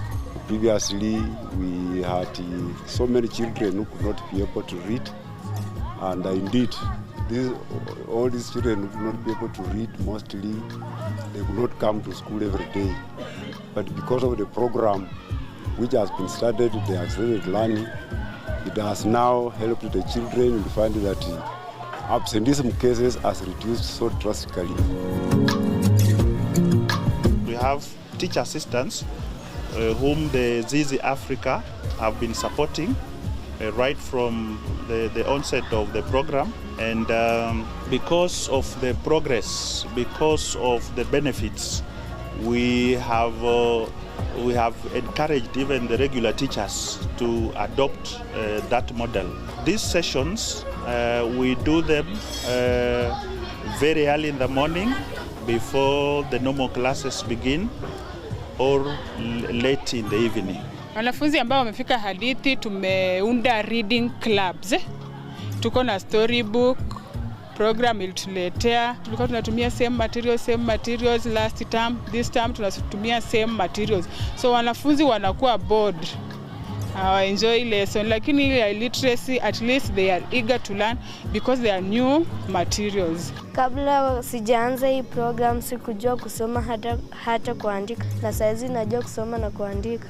Saa hii tangu aingie kwa hii program nimeona utofauti, naweza jisomea pamoja na kutunga maneno. We look forward to building a culture of reading with the schools we have partnered with. And this is in form of strengthening libraries and a reading culture. So as we move forward, even as we expand to 20 more schools, we would want to have activities that are school-led and reading activities that are fully operationalized for the children to be able to build their fluency. We need to support them to a level where they can get it through the library component. The children are now enjoying. At least you can find them, they are coming to school every day.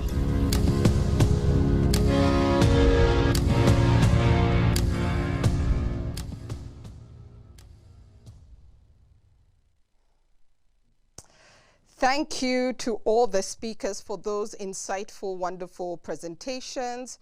Thank you to all our members for sharing us videos that are highlighting some of your investments in education. We'd now like to move to the question and answer session.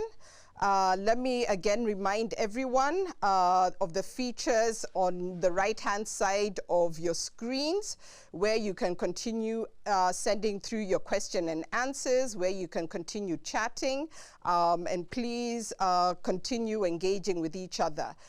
To help kick us off the Q&A, I'm going to call on some of our members. I'm happy to be joined by Rupert from Aga Khan Foundation, Caroline Kihara, Chief of Party at KCB Foundation, and Anthony Igesha, Managing Trustee from Kengen Foundation. Welcome, the three of you.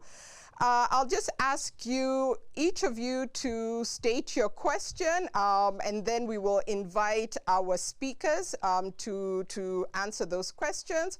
Ask you to be brief in your questions. Let me start off with you, Rupert. Please go ahead and ask your question to the panelists. Hi, thank you very much. I'd just like to say thank you to all of the panelists. I thought it was fantastic, really interesting. I just found that there was a theme coming through around the potential of the group and where investment was required. You know, things like accepting risk, as Sarah, you mentioned, and thinking about how to put teachers at the center of the story, and the way in which we really need to look at the sort of local context. And I think, Ben, you talked about scale and what is the linkage between that? And I think my question would really come is, how are we balancing this need for locally rooted solutions with the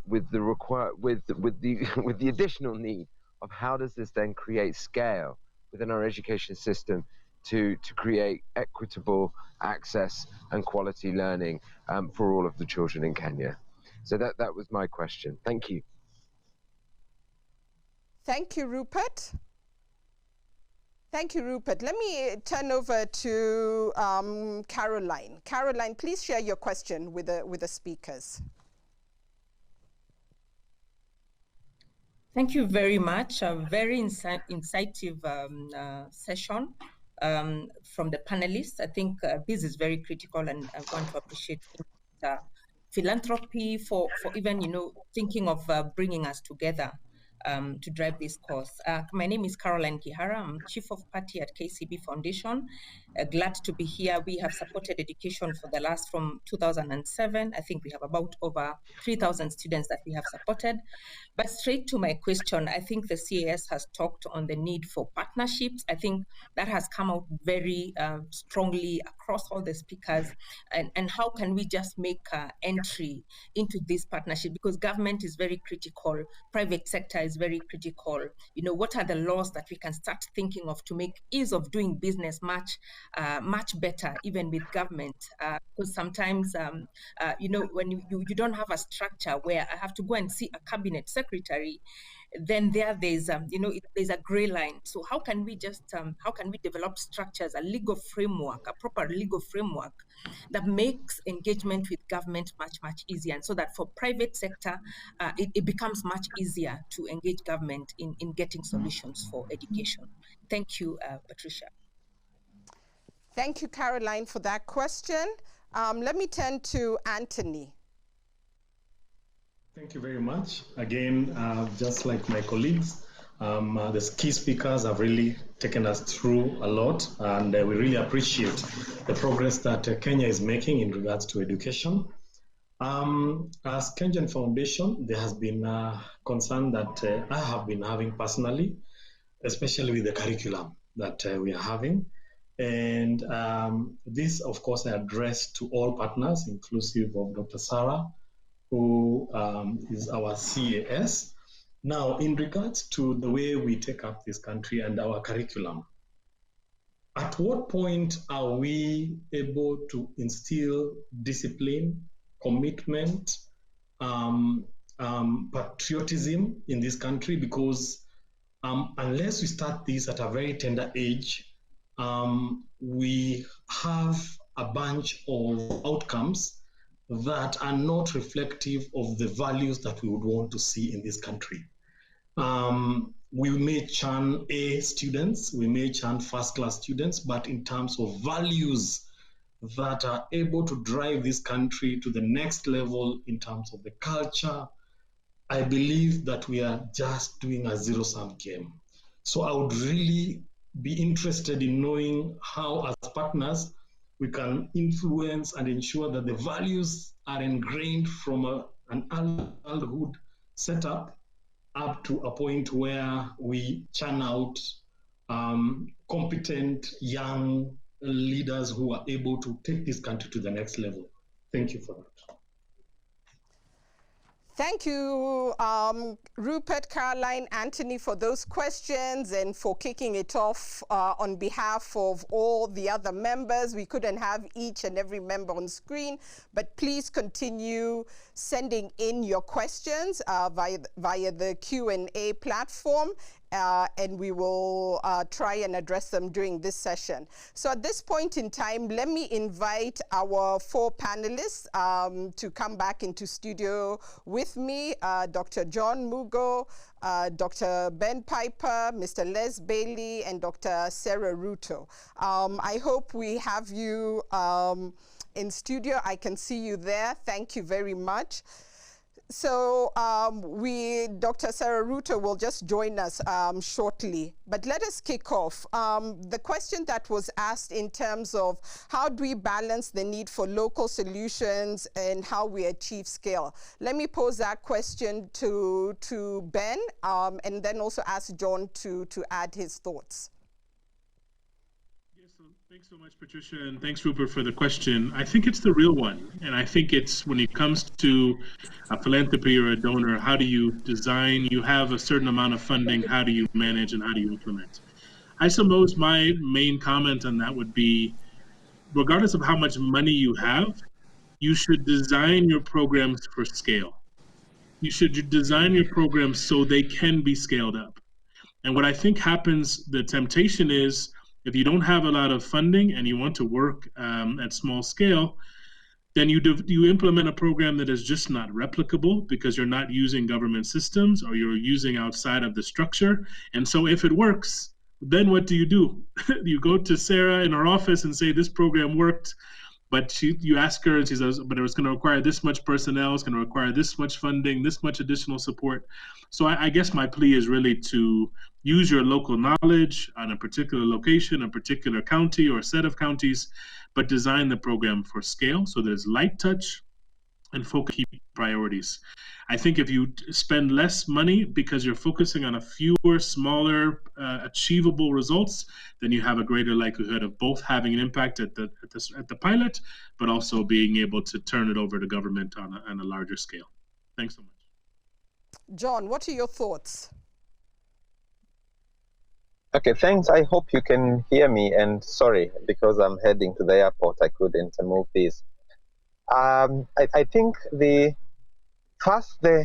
question that Rupert asked about working with government and a framework and making it easier.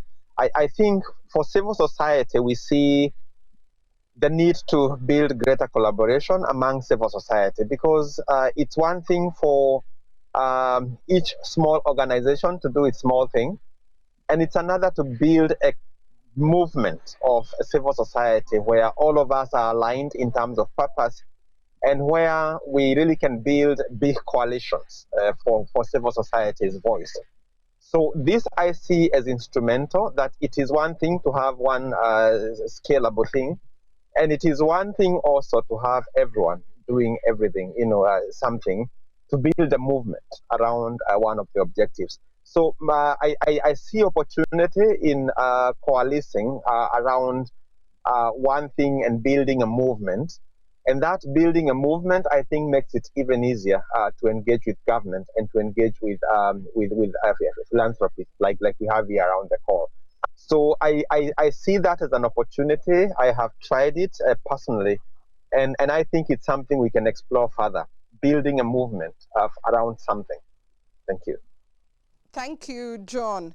Let me come to you, Les, and pose the question for you that Anthony shared around concerns around curriculum, building this culture around values. Perhaps you can share a little bit with us from the MPES Academy journey. How are you going about focusing on value-based learning?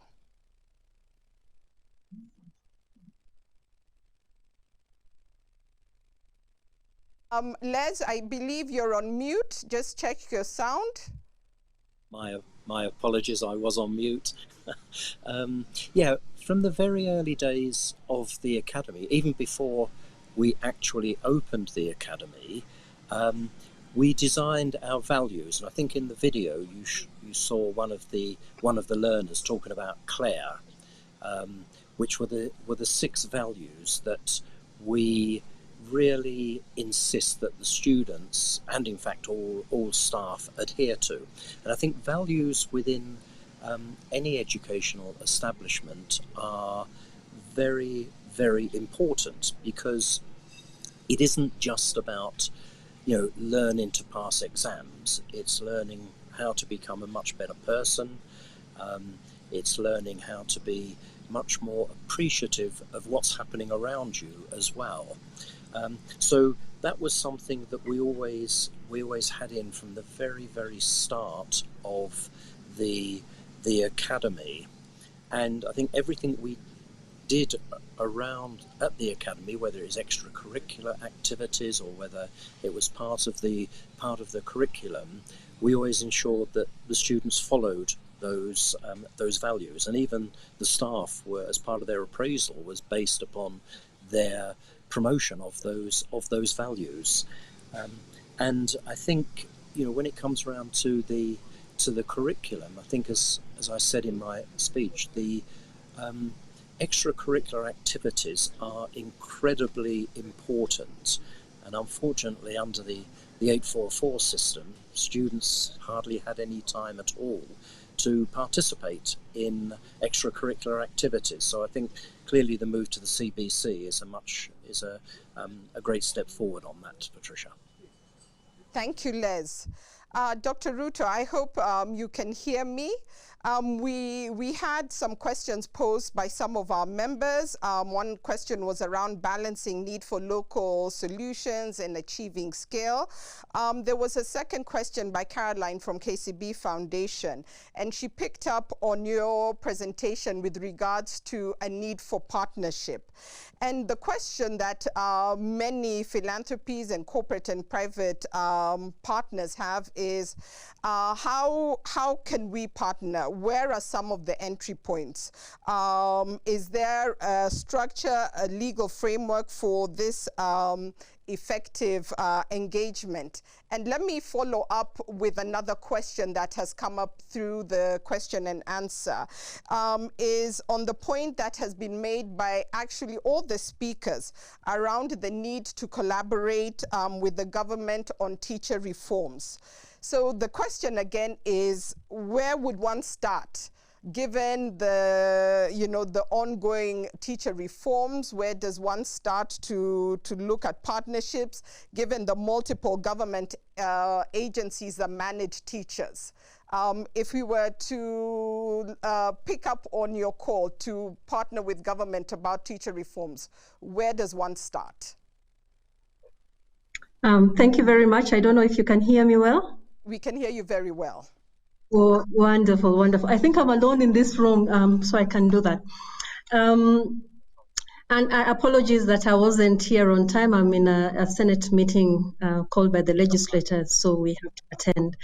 And I think the best way, as I said in my presentation, is that when one organizes, it is easier to engage. And therefore, I really look forward to the foundations coming together as an entity. And then when that happens, then when one is seated in the Ministry of Education and there is something happening, you need representation, because everything we do here, we try to do it through partnership, through collaboration, understanding that all of us are co-creators.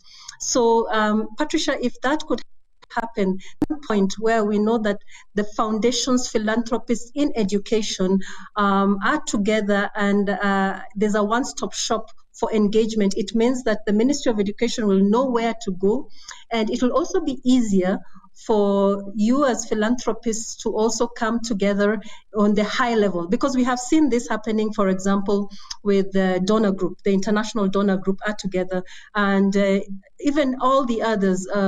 We have associations for head teachers of teachers training colleges, of special needs schools. So organizing is the first way, I think, to work with the ministry, which also tends to be a bureaucracy. In terms of teacher education, this is really a good moment, and there are so many opportunities for engagement. Maybe just as information is that the new diploma programs, because we have phased out the certificates, are now being rolled out. We have 6 teacher training colleges, public teacher training colleges, that where very many new norms, ways of doing things are being piloted. And so it's a good opportunity to shape practice, because the designs and all that have been done. The thought about where to go is clear. It is about shaping practice.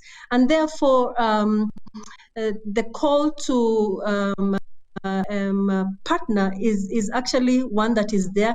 There are certain areas that the collaboration will be important in terms of ICT and making ICT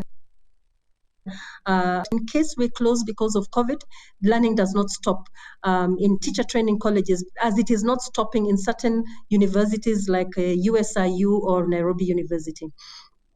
So there are technical areas that support would be important.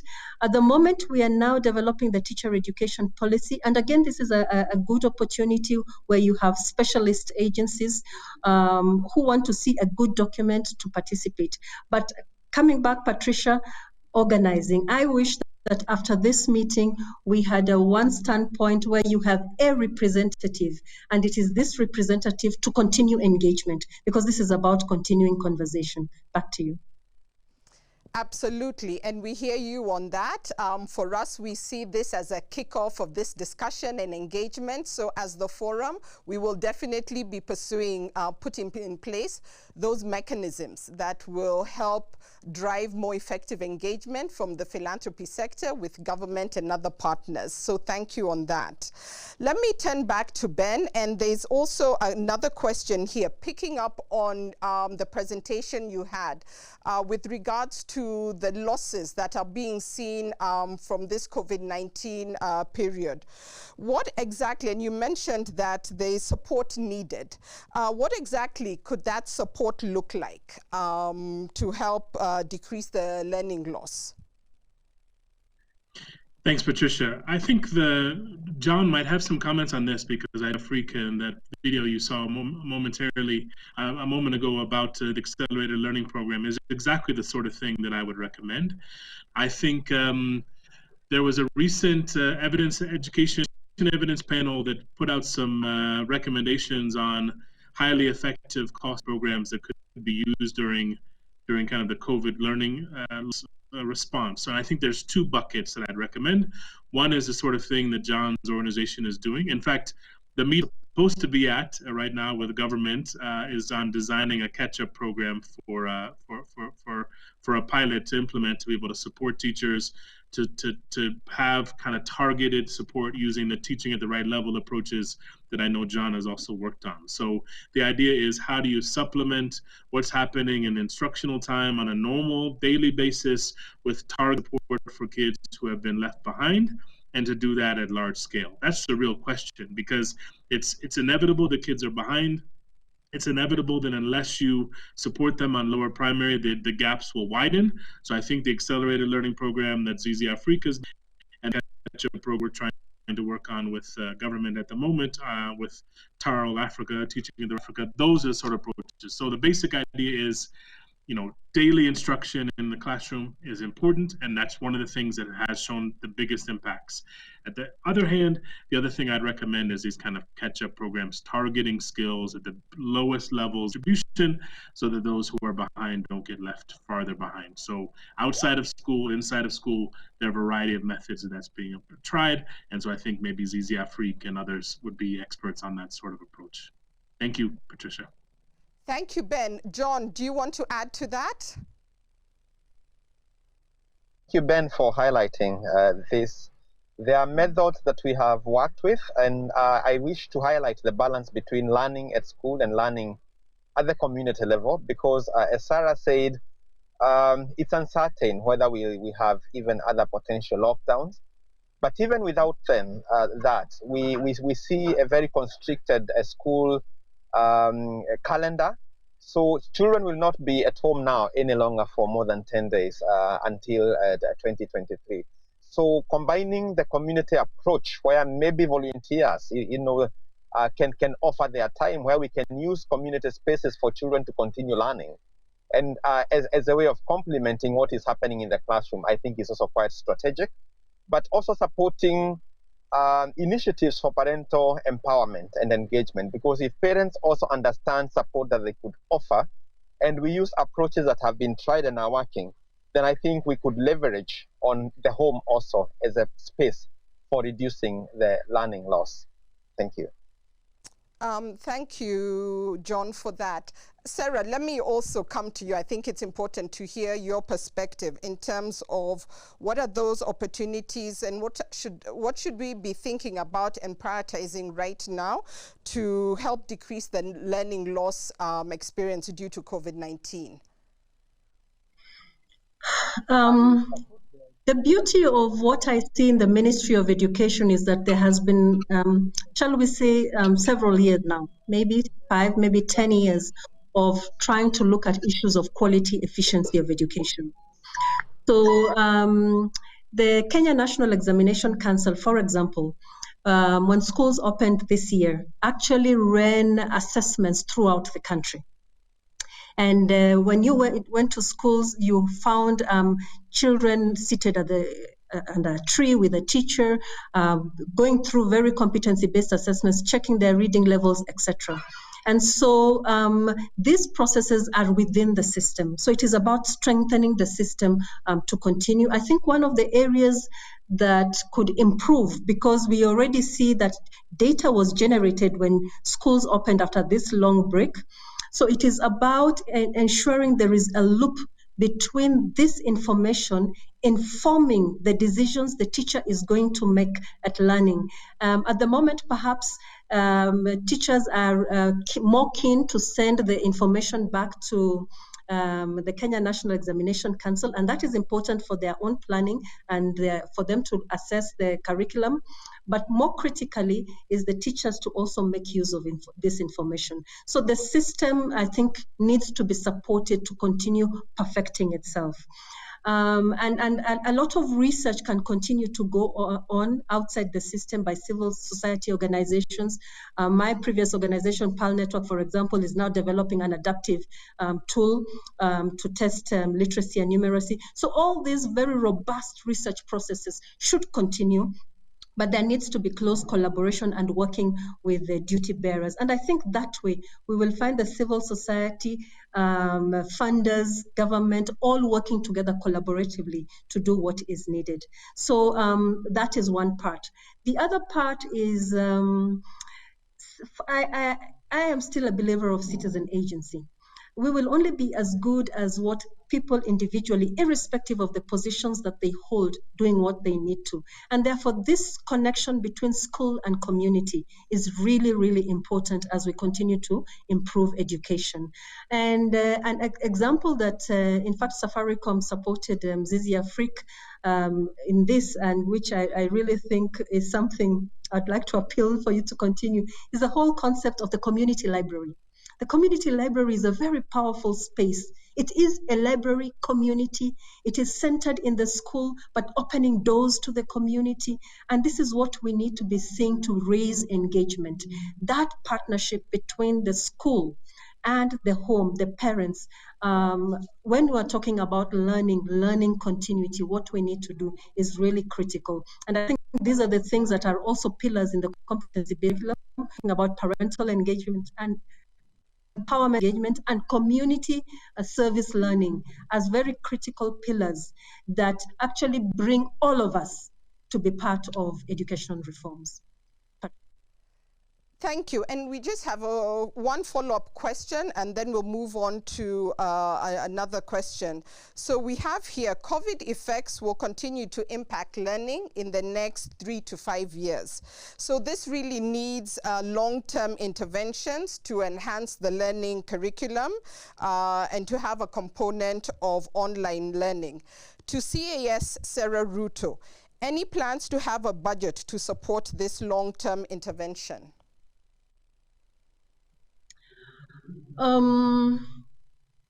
Yes.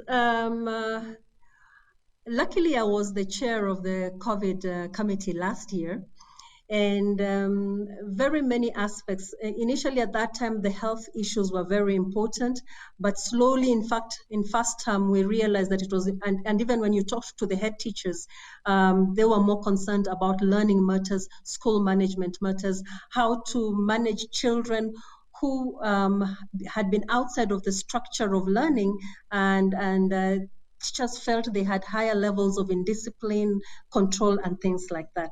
So there are a lot of effects that have come, other than just learning loss, other aspects of that concern education. And as we are speaking now, the training for the CBC teachers was concluded, and a very critical part of that training was actually how to deal with teaching and learning when disruptions happen. So this is something that is ongoing, and I think an important part is that if it is budgeted for and all the main agencies are of this, then it means in your day-to-day work, like in the national training that has just been concluded, there was an effort to ensure that teachers talked about these things and came up with strategies.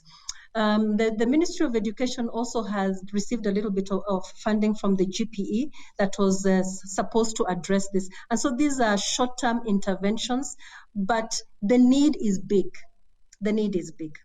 One of the areas we are seeing that you really need to focus on is, for example, the vulnerability of girls during these closures. And because of their physiological makeup, they carry the bigger burden. I'm not saying that boys are not affected, but girls are. And what needs to do with that? Because these effects are more long-term and may not have been planned for by the national government. So while some effort is being done, KICD is also, and there's a lot of effort in terms of revamping the various remote learning possibilities that are supposed to be run by KICD. KICD was very aware that it was static, it was not learner interactive, and there's been a bit of reform to ensure that these investments begin to make sense for learning. So while that is happening, it is not enough. And that is why collective support, no support in education is too little. You know, be it from an individual, being from a foundation, is none of that is too little. And that is why if we knew what people are doing in different places, then I think it will be easier for planning. One of the things we really need to correct, and that is why I was asking for the foundations to come together, is this whole aspect of duplication. Because if we avoided duplication, if we avoided 2-3 organizations being in one school and separated that this support from institutions can go to various schools, then we will begin to see, I think, more impact happening. So partnership and collaboration, I think, is important as we are, improving the efficiency delivery of the education to all the children. Absolutely. Thank you so much for that. And some of the you've touched on some of the follow-up questions in terms of their policies and focus to ensure particularly the girl child, but even child mothers are rejoining school, especially given the interruptions caused by COVID-19. We've lost, we can't hear you in the studio. Oh no. Hear you, yes. Can you hear me? Okay. For the child mothers, the policy directive is very clear.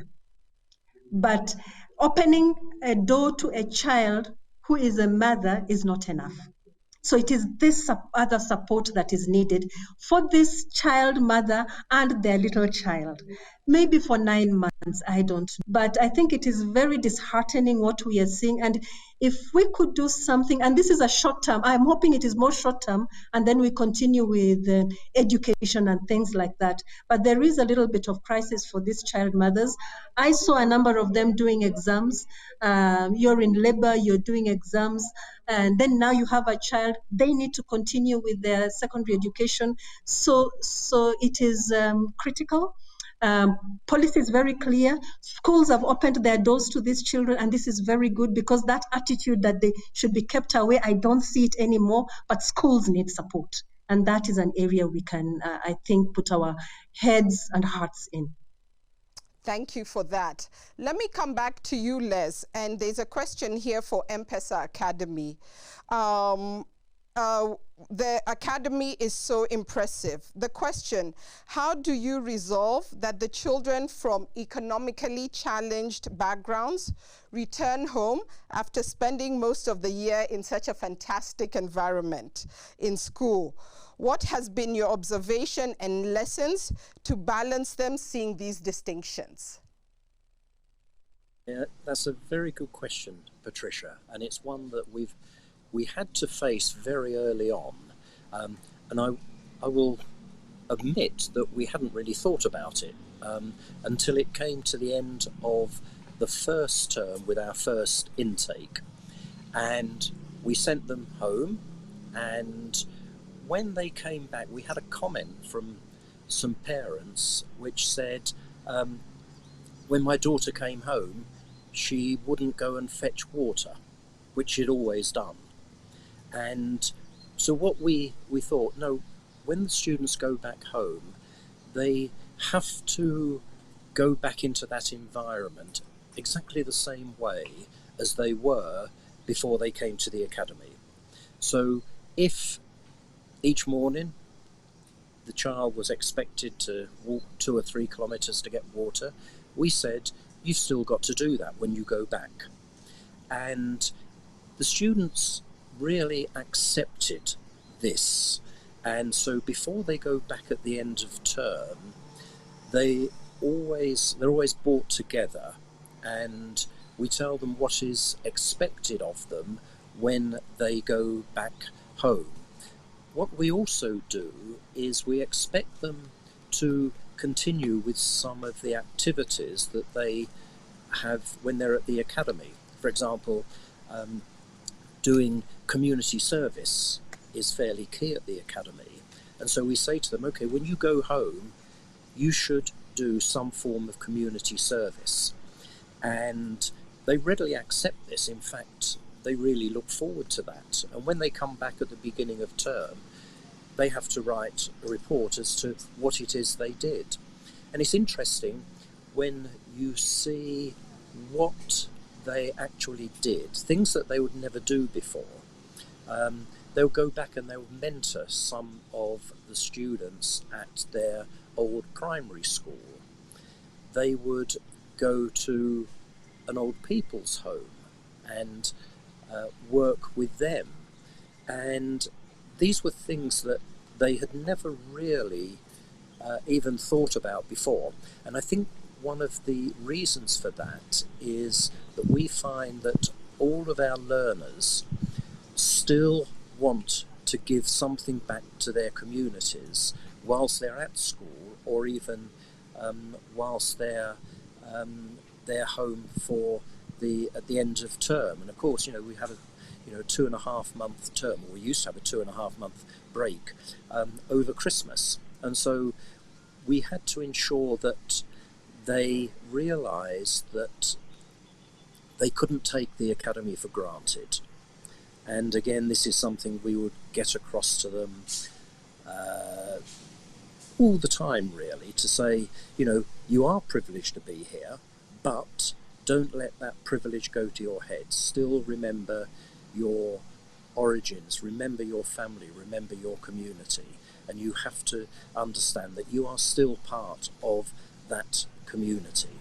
And I think generally it seems to work really well. And interestingly, when we say to the students at the end of term, are you looking forward to going home? I would say almost 100% say yes, we're looking forward to going home. We want to go and see our friends. We want to go and talk to them about, what else they should be doing. We want to talk to the community and help them. So for us now, it isn't a problem anymore. Thank you for that, Liz. So I'll pose this question to all the speakers. I see we may have lost CS Ruto. We'll see if we can get her back. But one of the participants is saying quality, quality, quality is where the gap is. How do we invest to improve the quality of education? Ben, let me turn that question over to you.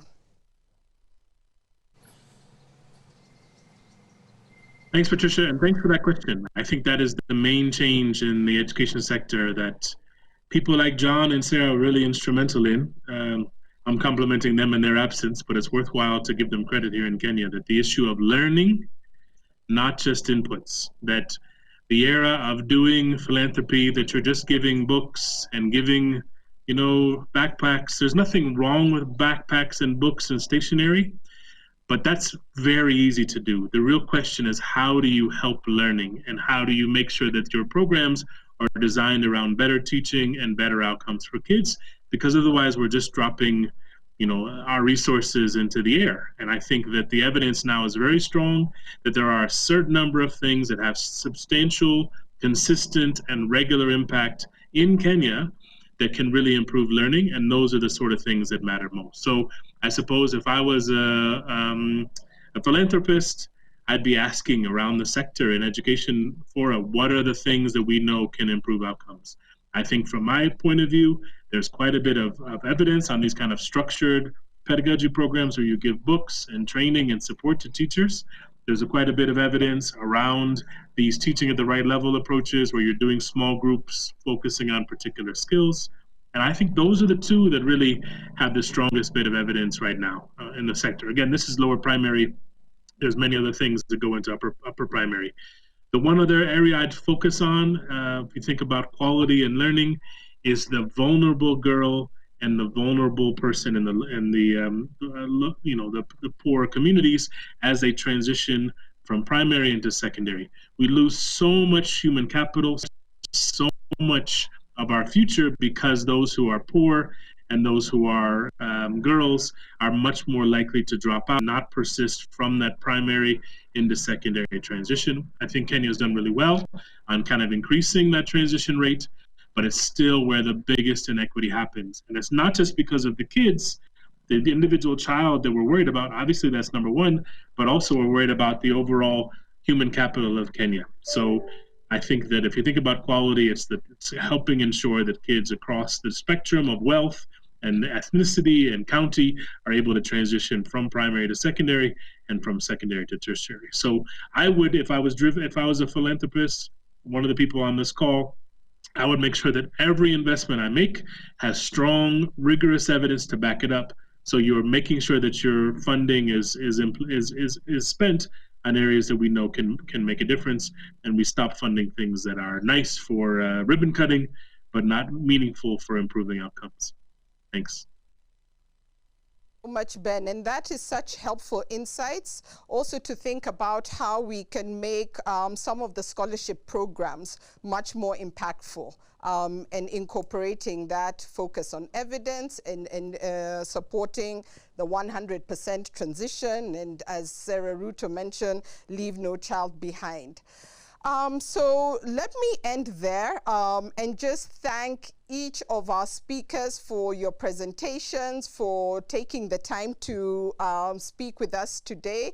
We've really kicked off this issue around education and unpacking how philanthropy can complement government, can ensure that Kenya is on the road to achieving Vision 2030 and SDGs as it relates to education. I just want to mention again that we will have a recording of this session, and it will be available on the forum's digital platform in a few days. On your screens, you'll be able to go to the handout feature where you can download some presentations. We also ask you to please take the poll so we can hear from you in terms of how effective you found this session, what else you would like to see. As Les mentioned in the beginning, this is the first thematic workshop in the series of workshops we have for the rest of the year. Moving on, let me just invite our final member highlight video to be shown, KCB Foundation, and then I will invite our co-convener, the Children's Investment Fund Foundation, to give us the closing remarks right after the KCB Foundation highlight video. Thank you.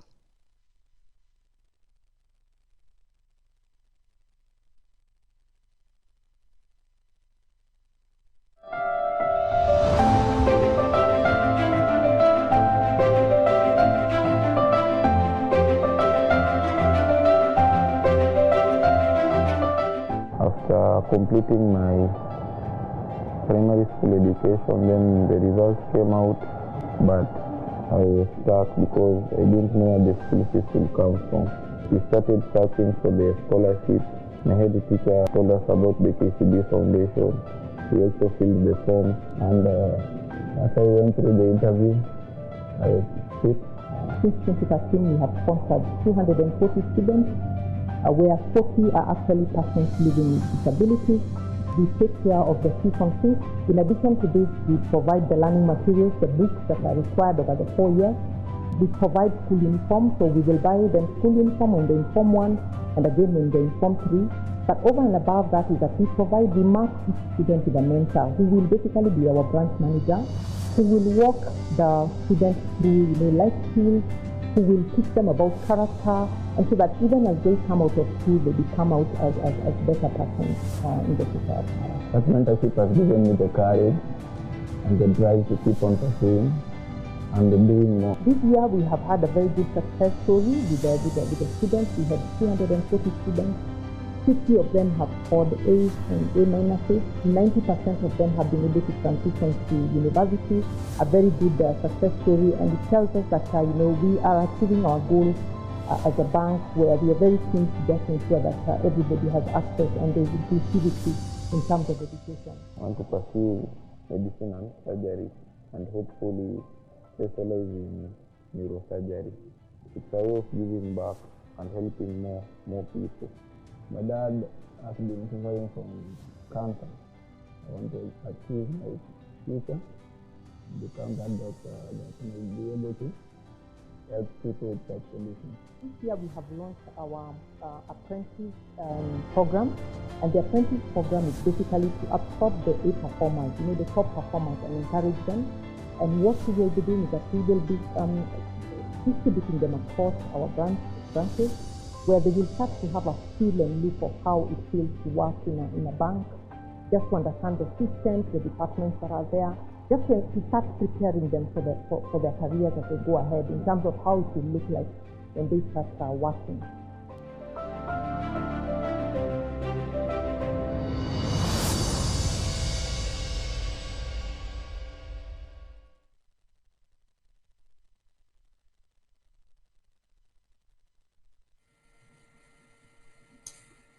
Good morning, ladies and gentlemen, to all our invited guests, our guest speakers this morning.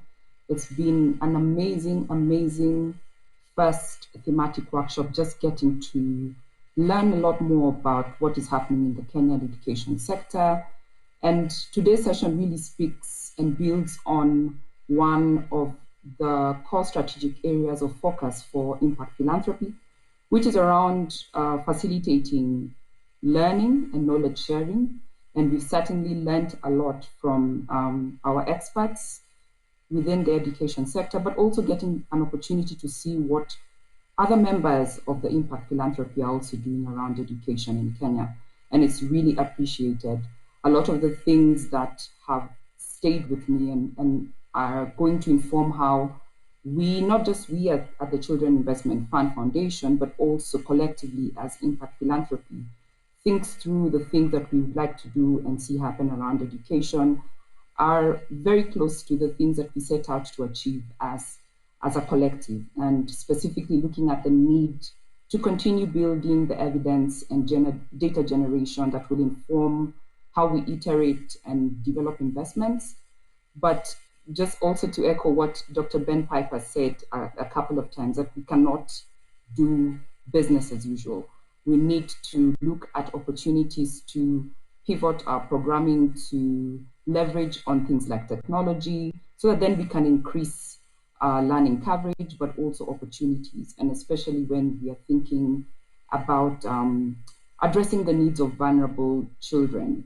And that's something that's very close to our hearts here at SAFE, but I know collectively as a philanthropy, impact philanthropy, it's something that's very, very important to us. So those were such great insights. And I think we cannot iterate more the need to create equity and quality when we look at opportunities for education for all children. And we cannot forget the teachers, which is also something that has come out very clearly. And when we're thinking about the quality of education and how that feeds into ensuring that we have the kind of transition so that at no point is a child left out or disadvantaged because the larger macro, economic or social economic issues that affect their ability to stay in school and pursue the greatest heights of their education. So it's been an amazing session, just getting to hear from everybody. And back to the challenge that Dr. Sara Ruto has shared with us as Impact Philanthropy on the need to create a corporate private foundations education working group. As Patricia mentioned, that is something that we certainly are going to take forward.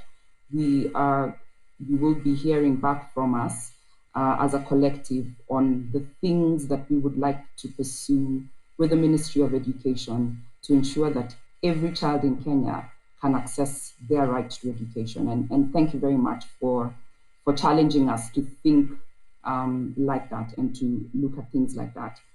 In closing, I'd really like to thank each and every one of our participants. I think being our first thematic workshop, we had about 50 participants at some point, and that's quite encouraging because then we know that this kind of forums really will add value and inform the work that we continue to do individually but also collectively. So thank you to each and every person who joined in, who asked questions, who shared the discussions online. And we know a lot of this information will be taken back to inform the work that you continue to do. So thank you for that. We'd also like to really express our appreciation to our key speakers from John Mugo, Les Bailey, Dr. Ben Piper, Dr. Sara Ruto. Thank you so much for sharing your nuggets of wisdom with us. And we will certainly make sure that these are put to good use to inform how we develop programming and our investments moving forward. I'd also like to thank all the other members of the Impact Philanthropy who've been with us throughout this morning, those who've shared their lessons through video and everything else. Thank you so much for making this an enriching and useful session for everybody. And I hope that as we move forward, we will remember that we cannot leave any child behind and that no goal will be considered met unless met for all. That's important. That speaks to equity. So in terms of what our next steps are, we will be hosting our second thematic workshop that will focus on health, and that will be happening in the month of July. So we will be sharing communication through the Impact Philanthropy Secretariat on that, and we look forward to seeing most of you, and if not all of you, in that forum as we continue to develop and support the Kenyan government to address issues that affect our well-being and that of our population.